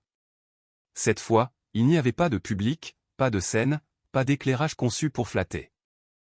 La réunion s'est déroulée dans une salle de conférence aux murs de verre surplombant la ville, d'une architecture délibérément transparente, sinon dans son contenu. Chaque siège était occupé. Chaque document avait été distribué à l'avance. Amanda Davis est arrivée à l'heure et seule. Elle a pris le même siège qu'elle avait choisi lors de la session d'urgence, non par habitude, mais par constance. Elle avait appris que les petits signaux avaient de l'importance pour ceux qui les guettaient. La constance communiquait l'intention sans mots. Daniel Harper était assis 2 chaises plus loin, sa présence calme et discrète. Il ne portait pas de mallette. Il ne chuchotait pas de conseils. Il avait déjà fait le travail qui comptait. La présidente du conseil a ouvert la réunion rapidement. Nous sommes ici pour examiner les conclusions de l'audit et déterminer les prochaines étapes dans le cadre de la structure de gouvernance actuelle, a-t-elle dit. Ceci sera enregistré. Personne ne s'y est opposé. Les auditeurs ont présenté en premier. Ils ont parlé sans emphase, passant méthodiquement en revue les conclusions qui reflétaient ce qu'Amanda savait déjà. Le langage était mesuré. Aucune accusation. Aucune spéculation. Juste des faits disposés en séquence. Des failles dans la surveillance. Un pouvoir discrétionnaire non autorisé. Des schémas d'approbation sans examen. Chaque point était étayé par des documents. Chaque conclusion découlait logiquement des preuves. Le nom de Richard Davis est apparu fréquemment, non pas comme un méchant, mais comme une variable. Lorsque la présentation s'est terminée, la pièce est restée silencieuse pendant un moment. Non pas par choc, mais par reconnaissance. Ce n'était pas un résultat inattendu. C'était une confirmation. La présidente du conseil s'est tournée vers Amanda. Mademoiselle Davis, a-t-elle dit, avant de passer au vote, nous tenons à reconnaître votre rôle dans l'identification des vulnérabilités structurelles. Vous n'étiez pas obligé de le faire. Amanda a soutenu son regard. Je n'identifiais pas de vulnérabilité, a-t-elle dit calmement. Je documentais la réalité. La distinction avait de l'importance. Un membre du conseil s'est raclé la gorge. Compte tenu de votre participation majoritaire, a-t-il dit, vous êtes en droit d'exercer l'autorité. Nous voulons comprendre vos intentions. Amanda a examiné la question attentivement. J'ai l'intention d'assurer la conformité, a-t-elle dit, et la continuité. Il n'y avait aucune ambition dans son ton. Aucune revendication de droit. Un autre membre du conseil s'est penché en avant. Vous n'avez pas l'intention d'assumer un rôle exécutif? Non, a répondu Amanda. Je ne crois pas que la visibilité améliore la gouvernance. Daniel s'est autorisé un bref regard dans sa direction. Pas d'approbation, mais de reconnaissance. Le conseil a discuté de la direction intérimaire. Des noms ont été proposés, l'expérience pesait contre le risque. Amanda a écouté sans interrompre, n'intervenant qu'une seule fois, pour clarifier un point de procédure qui empêchait un conflit d'intérêts potentiel. Sa contribution a été minime. C'était suffisant. Lorsque le vote a été demandé, le résultat a été décisif. La démission de Richard Davis a été officiellement acceptée. Une direction intérimaire a été nommée. Les protocoles de gouvernance liés à l'accord existant ont été activés sans modification. Amanda n'a pas voté. Elle n'en avait pas besoin. Son autorité était déjà intégrée dans la structure. Voter aurait été redondant. À la fin de la réunion, la présidente du conseil s'est adressée à elle une fois de plus. Nous apprécions votre discrétion, a-t-elle dit. Tout le monde n'aurait pas géré cela comme vous l'avez fait. Amanda a hoché la tête. La discrétion n'était pas l'objectif, a-t-elle dit. C'était l'exactitude. Après la réunion, Amanda a décliné les invitations à faire un débriefing ou à célébrer. Elle est plutôt rentrée chez elle, marchant dans une maison qui semblait maintenant plus calme. Plus vide, mais allégée. Richard avait déménagé plus tôt dans la semaine. Il n'y avait eu aucune confrontation dramatique, aucune division de l'espace. Ses affaires avaient été retirées progressivement, efficacement. Un avocat s'occupait de la communication. Amanda a signé ce qui devait l'être et a classé ce qui devait l'être. Le mariage s'est terminé de la façon dont il avait véritablement vécu ces dernières années, de manière procédurale. Amanda n'a pas pleuré ce qui était déjà absent. Elle s'est concentrée sur la transition. Les emails sont arrivés régulièrement au cours des jours suivants. Certains venaient de collègues cherchant des conseils. D'autres, de membres du conseil demandant confirmation. D'autres encore, de personnes qui l'avaient autrefois ignoré et qui recalibraient maintenant leur ton. Amanda a répondu de manière sélective. Elle a corrigé les erreurs, clarifié les malentendus, redirigé les demandes vers les canaux appropriés. Elle n'a pas affirmé sa domination. Elle a imposé des limites. Un après-midi, elle a reçu un message du directeur de la communication de l'entreprise, demandant l'approbation d'une déclaration publique, reconnaissant la transition de direction et l'examen de la gouvernance. Amanda a lu le brouillon attentivement. Il était prudent, neutre, dépourvu de narration. Elle l'a approuvé sans révision. La déclaration a été publiée plus tard dans la journée. Elle a généré une couverture médiatique modeste. Rien de sensationnel, rien de provocateur. Les analystes ont noté le changement. Les commentateurs ont brièvement spéculé, puis sont passés à autre chose. L'absence de scandale en a déçu certains. Amanda ne s'en souciait pas. Elle n'avait jamais voulu de spectacle. Elle voulait une résolution. Chloé Whitman est apparue une fois de plus indirectement. Amanda a appris par son avocat que Chloé avait tenté de faire valoir des revendications, d'abord informelles, puis formelles, concernant des promesses faites, des attentes implicites. Les revendications se sont rapidement dissoutes à l'examen. Il n'y avait pas de contrat, pas de document, pas d'autorité. Les promesses, s'est-il avéré, n'étaient pas exécutoires sans preuve. Amanda n'a pas commenté la sortie de Chloé de l'histoire. Elle n'en avait pas besoin. Dans les mois qui ont suivi, Amanda a ajusté sa vie délibérément. Elle est retournée au conseil, pas publiquement, pas visiblement. Elle a accepté des projets qui l'intéressaient intellectuellement, pas socialement. Elle évitait les organisations qui confondaient charisme et compétence. Sa réputation a changé discrètement. Les personnes qui comptaient ont commencé à solliciter son avis avant de prendre des décisions, non pas parce qu'elle l'exigeait, mais parce que les résultats s'amélioraient lorsqu'elle était impliquée. Elle est restée en grande partie dans l'ombre, et cela lui convenait. Un soir, des mois après le gala, Amanda a assisté à un petit dîner organisé par un cabinet de conformité qu'elle avait conseillé autrefois. Il n'y avait pas de presse, pas de représentation. Juste des conversations entre professionnels qui valorisaient la clarté plutôt que la confiance en soi. Quelqu'un a mentionné le gala en passant, non pas par son nom, mais par allusion. Une situation gérée de manière inhabituellement bonne, a dit quelqu'un. Personne n'a empiré les choses. Amanda n'a pas répondu. Elle avait appris que la retenue, une fois pratiquée de manière cohérente, devenait une attente. Alors que la soirée se terminait, elle est sortie dans l'air frais et s'est arrêtée, non par habitude, mais par reconnaissance. Le chapitre s'était refermé complètement. Pas avec des applaudissements, pas avec une justification, mais avec un alignement. Le système avait fonctionné parce que quelqu'un l'avait suffisamment respecté pour se préparer plutôt que de se donner en spectacle. Amanda s'est éloignée sans se retourner. Les lumières de la ville se reflétaient dans la vitre derrière elle, inchangées. À l'intérieur de ces bâtiments, les structures continuaient à fonctionner discrètement, méthodiquement, indifférentes à l'ego. Et Amanda Davis est allée de l'avant, n'emportant rien avec elle, si ce n'est ce qui ne pouvait lui être enlevé, la clarté, le sang-froid et la certitude que le silence, lorsqu'il est choisi, peut être plus fort que n'importe quelle voix élevée sous l'effet de la colère. L'audit ne s'est pas terminé avec le vote du conseil. C'est rarement le cas. Amanda Davis le comprenait mieux que quiconque. Les décisions concluaient les réunions, mais les conséquences se déployaient avec le temps. La machine de la responsabilité se déplaçait délibérément, indifférente à l'émotion, résistante à l'urgence. Elle exigeait de la patience.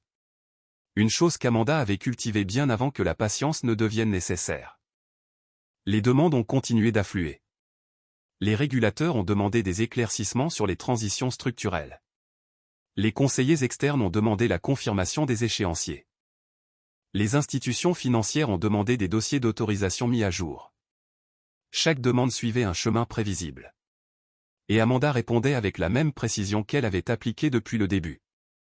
Elle ne donnait pas son opinion. Elle fournissait des faits.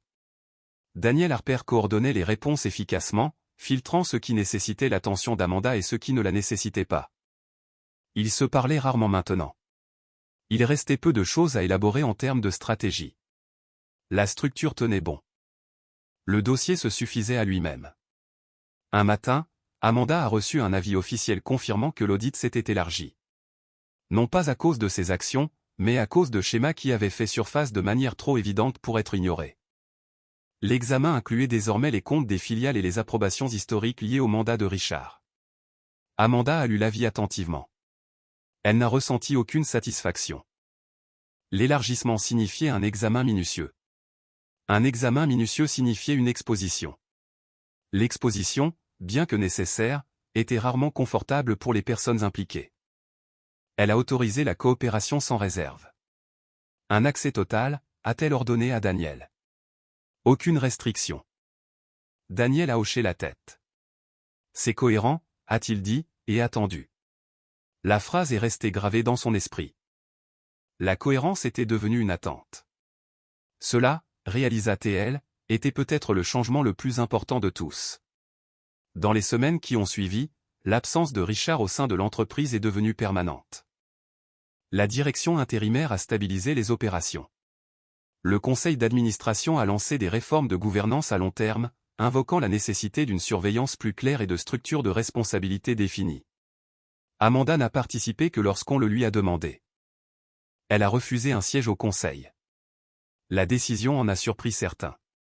Vous auriez de l'influence, a dit un membre en privé. Plus que vous n'en avez maintenant. Amanda a considéré le commentaire, puis a répondu d'un ton neutre.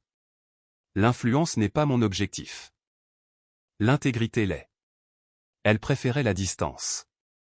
La distance préservait l'objectivité. Elle évitait l'enchevêtrement. Elle lui permettait d'agir lorsque c'était nécessaire sans devenir le sujet de spéculation. La perception publique est restée discrète. Il n'y a pas eu de révélations fracassantes, pas de gros titres disséquant les échecs personnels.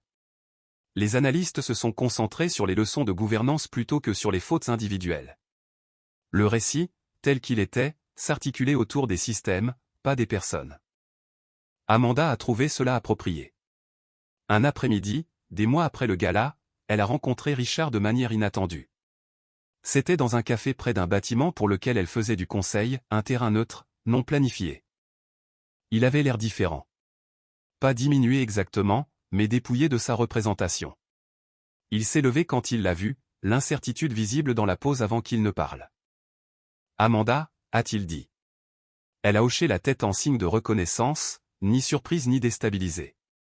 Ils ont échangé des banalités, brèves, procédurales, la météo, le moment, l'absence d'espace partagé.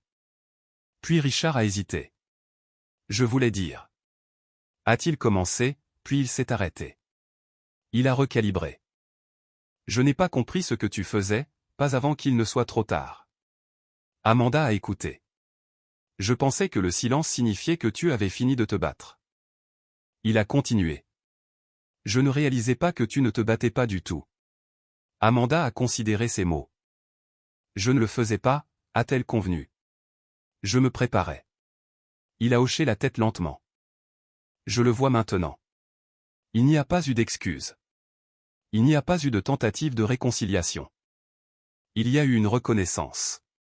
Et c'était peut-être tout ce qui restait. Ils se sont séparés sans cérémonie. Amanda n'a pas repassé la rencontre dans sa tête par la suite. Elle n'a pas persisté. Elle a simplement trouvé sa place comme une confirmation de plus que la compréhension arrivait souvent bien après que l'opportunité soit passée. Le nom de Chloé Whitman a refait surface une fois de plus brièvement. Amanda a appris par un contact de l'industrie que Chloé avait déménagé, poursuivant des opportunités ailleurs, se présentant avec un récit révisé. Le schéma était familier, un nouveau cadre, une nouvelle histoire, les mêmes hypothèses. Amanda ne l'a pas suivi. Les gens qui évitaient de comprendre les systèmes prenaient rarement le temps d'apprendre de leurs résultats. Ils passaient à autre chose, confondant plutôt la distance avec la croissance. Amanda s'est tournée vers l'avenir. Son travail s'est orienté vers des rôles de conseil qui mettaient l'accent sur la prévention plutôt que sur la correction. Elle a donné des conseils sur les cadres de gouvernance, l'évaluation des risques, l'intégration de la conformité. Elle parlait rarement, mais quand elle le faisait, les gens l'écoutaient, non pas à cause de son histoire, mais parce que son analyse était précise. Elle a décliné les invitations à parler publiquement du gala. Ce n'était pas un moment, expliquait-elle lorsqu'on la pressait. C'était un processus. Cette réponse en a frustré certains. Elle en a satisfait d'autres. Un soir, en examinant un nouveau contrat pour un client, Amanda s'est arrêtée sur une clause qui reflétait celle que Richard avait rejetée des années plus tôt. Elle a légèrement ajusté le langage, renforçant des protections qui ne seraient jamais remarquées, à moins d'être nécessaires. Elle a souri faiblement. L'expérience avait aiguisé ses instincts, pas endurci. Elle croyait toujours en la retenue, croyait toujours au système, croyait toujours que la justice, lorsqu'elle est poursuivie sans spectacle, a une plus longue portée. Amanda a fermé le dossier et a éteint son ordinateur portable. À l'extérieur, la ville bourdonnait doucement, des lumières brillaient aux fenêtres où des décisions se prenaient, silencieusement, imparfaitement. Elle ne se sentait pas séparée de ce monde. Elle se sentait en alignement avec lui. Les événements du gala ne définissaient plus sa trajectoire. Ils l'avaient clarifié. Le silence n'avait pas été son bouclier. La préparation l'avait été. Et la préparation, une fois pratiquée, devenait une habitude. Au moment où les procédures judiciaires ont atteint leur phase finale, l'histoire avait perdu son drame. Ce n'était pas un échec du récit. C'était le résultat naturel de la précision. Amanda Davis était assise dans une petite salle de conférence adjacente au palais de justice, examinant un document qu'elle avait déjà lu 2 fois. La pièce était sans ornement. Pas de fenêtre. Pas de distraction. L'air portait la faible odeur de papier et de désinfectant, familière et ancrée. Daniel Harper était assis en face d'elle, toujours aussi calme. « C'est le dernier examen procédural », a-t-il dit. Après aujourd'hui, tout passe à l'exécution. Amanda a hoché la tête. Elle n'a pas demandé combien de temps cela prendrait. Elle n'a pas demandé ce que les gens diraient. Elle n'a pas demandé comment Richard réagissait. Rien de tout cela ne modifiait le processus. La résolution légale s'est déroulée exactement comme la documentation le suggérait. Il n'y a pas eu de témoignage dramatique. Pas de voix élevées. Pas de tentative de faire appel à la sympathie. Les preuves ont parlé le même langage calme et méthodique qu'elles avaient toujours utilisé. Les dates correspondaient. Les approbations coïncidaient, les défaillances de gouvernance ont été retracées jusqu'à leur origine. Le tribunal n'a pas puni. Il a clarifié. La conduite de Richard n'a pas été qualifiée de malveillante. Elle a été qualifiée de négligente. Un défaut de surveillance. Un modèle de présomption là où une vérification était requise. La décision reflétait cette distinction, séparant soigneusement le comportement personnel de la responsabilité institutionnelle. Amanda a apprécié la retenue. Le résultat a été précis, des sanctions financières allouées en fonction des responsabilités, des restrictions de gouvernance imposées.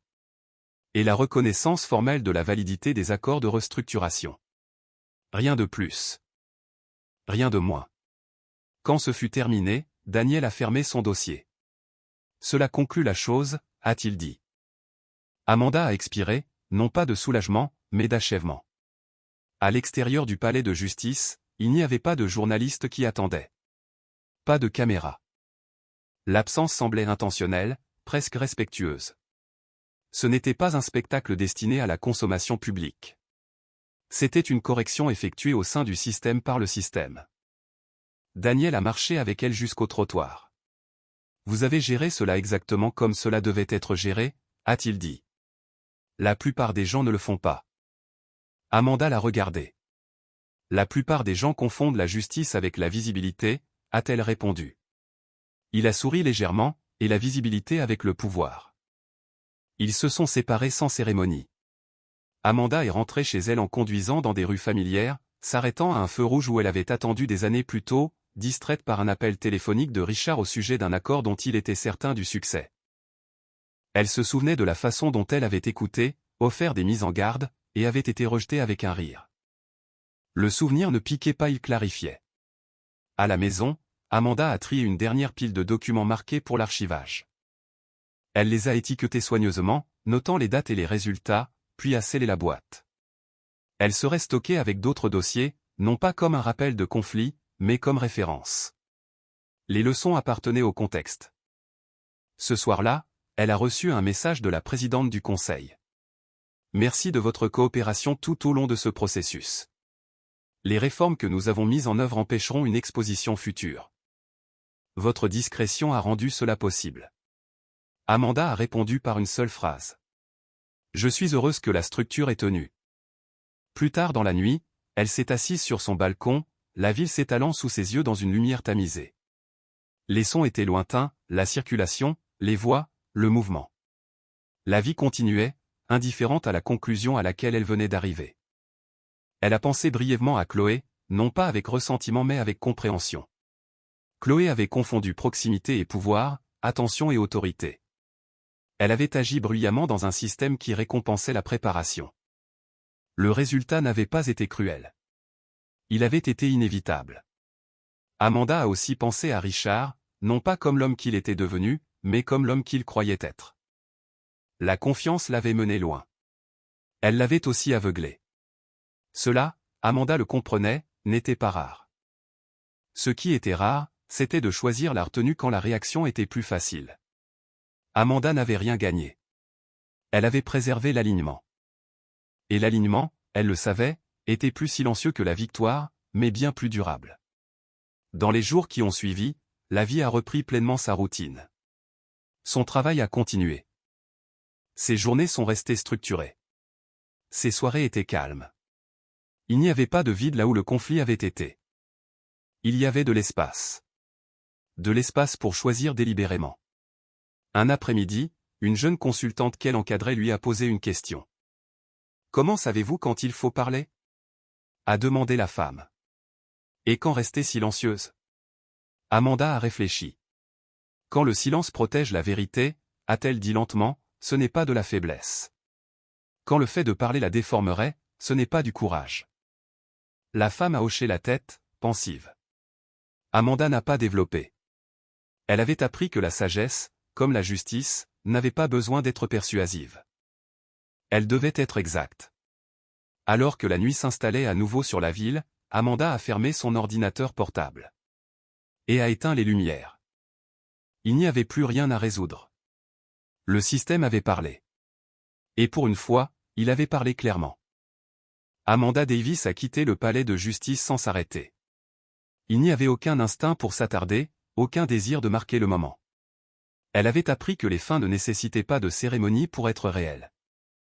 Elles nécessitaient de la clarté, et cela avait déjà été accompli. Sa voiture s'est insérée dans la circulation en douceur. La ville bougeait autour d'elle, ignorante et indifférente, comme les villes le faisaient toujours. Amanda a accueilli cette indifférence. Cela signifiait que l'histoire était revenue à sa juste échelle. De retour chez elle, elle a fait ses valises délibérément. Pas à la hâte, pas sous le coup de la colère. Elle a trié les tiroirs et les placards avec le même calme méthodique qu'elle appliquait au contrat.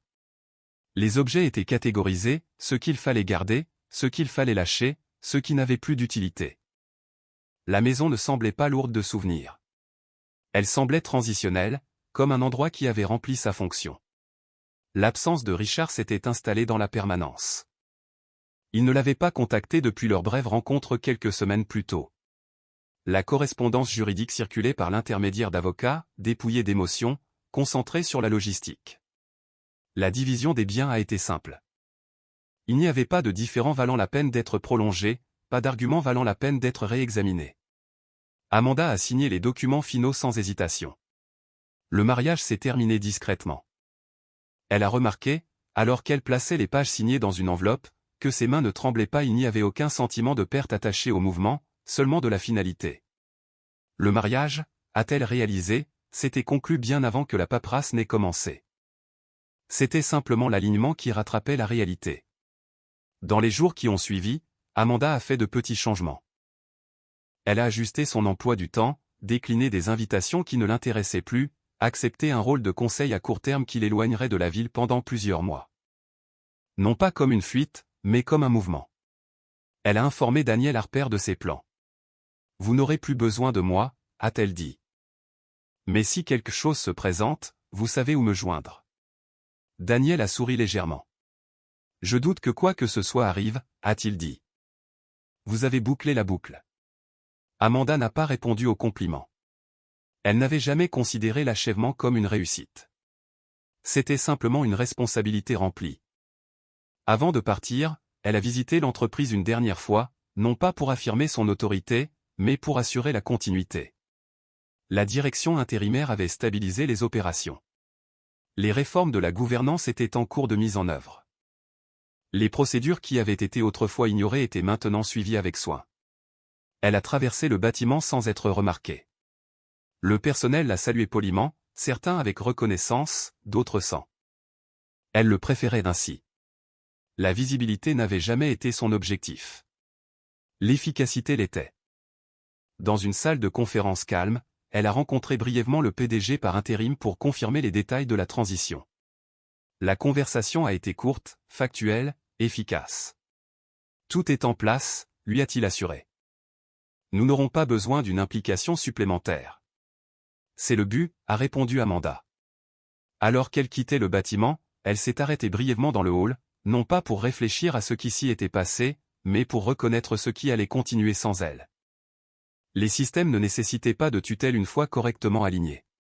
Ils nécessitaient de l'entretien. Amanda avait confiance en cela. Son départ de la ville a été banal. Pas de rassemblement d'adieu, pas d'annonce.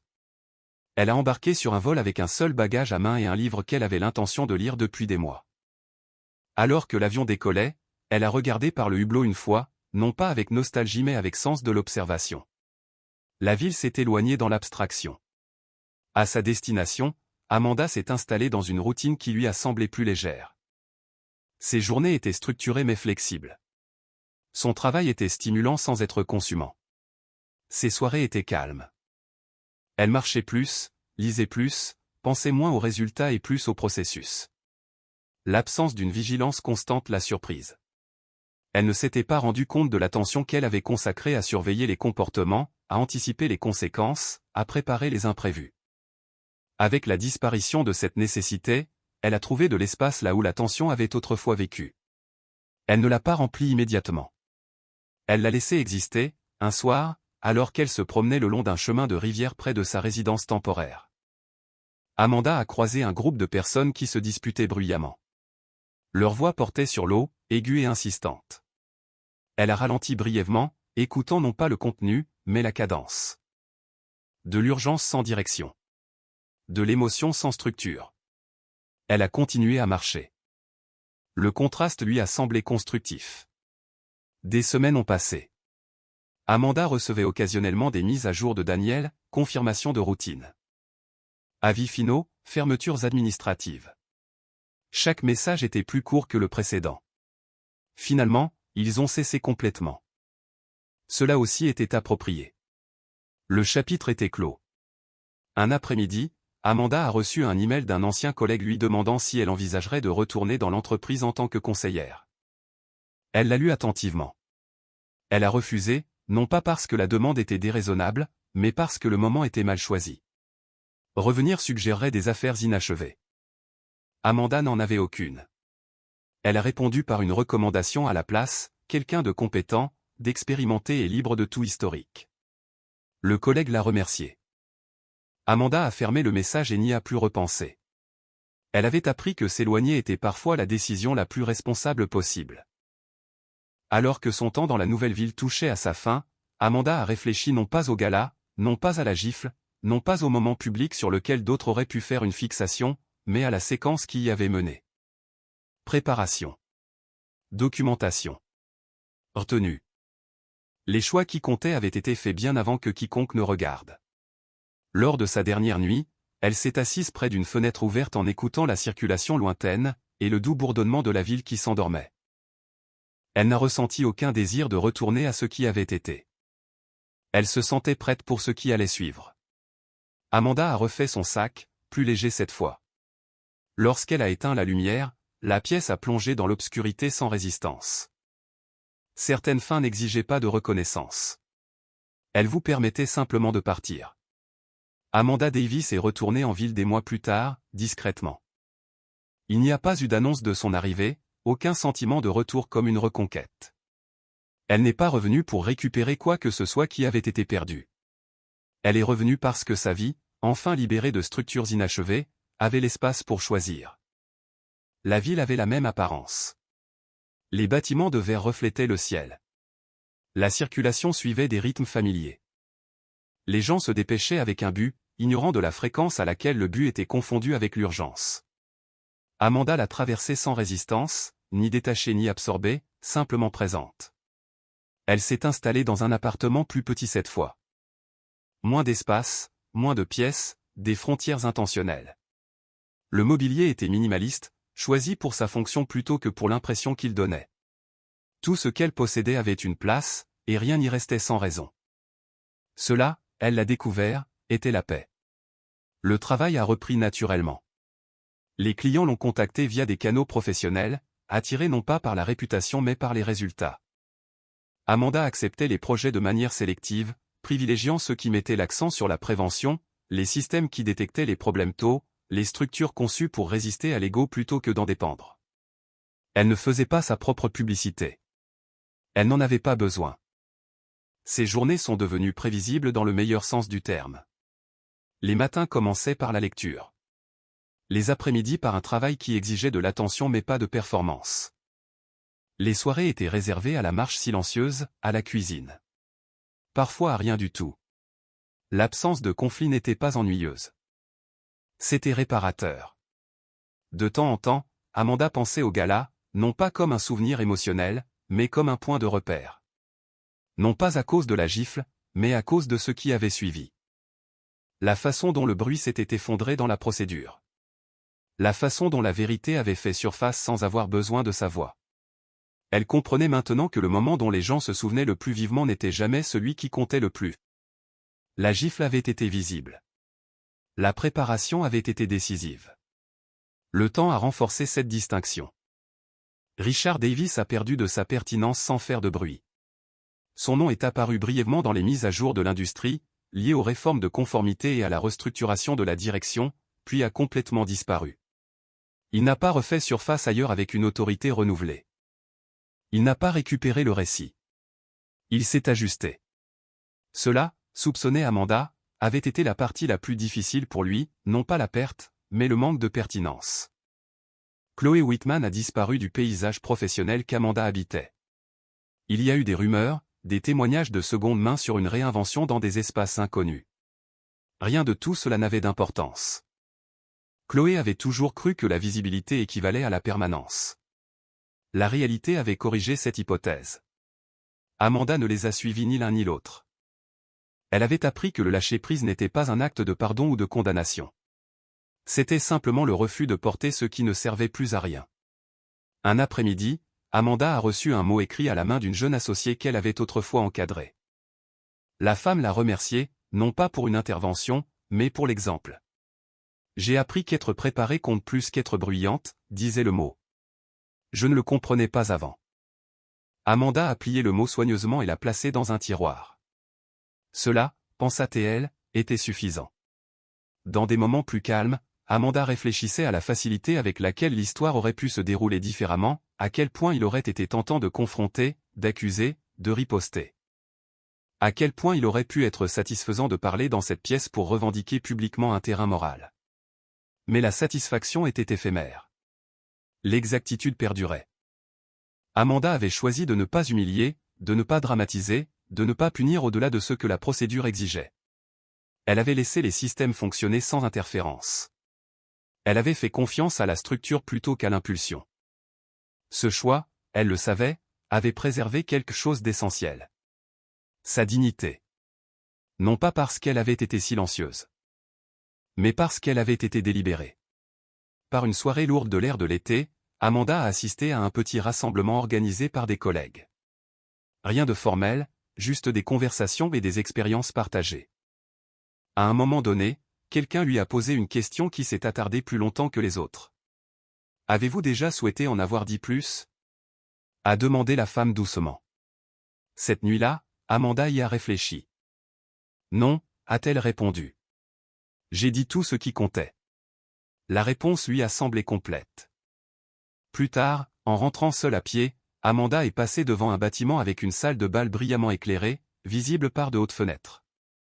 À l'intérieur, un autre événement se déroulait, de la musique, des rires, la chorégraphie des apparences. Elle s'est arrêtée brièvement, non par nostalgie mais par reconnaissance. Les lieux étaient neutres. Ce qui s'y passait dépendait de la préparation. Amanda a continué à marcher. Son avenir ne nécessitait plus de défense. Il nécessitait une intention. Et l'intention, elle l'avait appris, s'épanouissait mieux dans le calme. Elle est arrivée chez elle et a fermé la porte derrière elle, le son final mais pas lourd. La soirée s'étendait devant elle, non revendiquée et ouverte. Il n'y avait plus de public maintenant. Pas de conseil d'administration à convaincre. Aucun rôle à jouer. Seulement la certitude constante que la justice, lorsqu'elle est poursuivie sans spectacle, laissait place à quelque chose de bien plus précieux que la victoire. Elle laissait la place pour vivre. Réflexion finale et doux appel à l'action. Certaines histoires ne se terminent pas par des applaudissements. Elles se terminent par un alignement. Ce à quoi vous venez d'assister ne concernait pas la vengeance, l'humiliation ou un triomphe bruyant. Il s'agissait de retenue. De la force tranquille qu'il faut pour documenter au lieu d'accuser. Pour se préparer au lieu de réagir. Et pour laisser les systèmes, et non la colère, faire l'œuvre de la justice. Amanda Davis n'a pas gagné parce qu'elle a parlé la dernière. Elle est restée debout parce qu'elle s'est préparée la première. Dans un monde qui récompense le volume, l'histoire pose une question plus difficile. Que se passe-t-il lorsque le silence est intentionnel? Lorsque la dignité refuse de se donner en spectacle? Lorsque le pouvoir choisit l'exactitude plutôt que le bruit? Si cette histoire vous a fait réfléchir, prenez un moment. Partagez d'où vous regardez et quelle heure il est chez vous. Dites-nous quelle partie vous a marqué après la fin. Et si vous croyez que des histoires comme celle-ci comptent, des histoires de justice tranquille, gagnées par la clarté et la force sans cruauté, pensez à aimer, commenter et vous abonner. Non par habitude, mais par alignement. Certaines vérités n'ont pas besoin d'être criées. Elles ont juste besoin d'être vues. Merci d'avoir suivi l'histoire d'aujourd'hui. Si vous l'avez trouvée intéressante, veuillez me soutenir avec un like et un abonnement à la chaîne. À bientôt dans les prochaines vidéos. Cette vidéo est une œuvre de fiction appartenant au genre de la science-fiction. L'ensemble du contenu, des personnages, des décors et des événements est le produit de l'imagination. Créé uniquement à des fins de divertissement.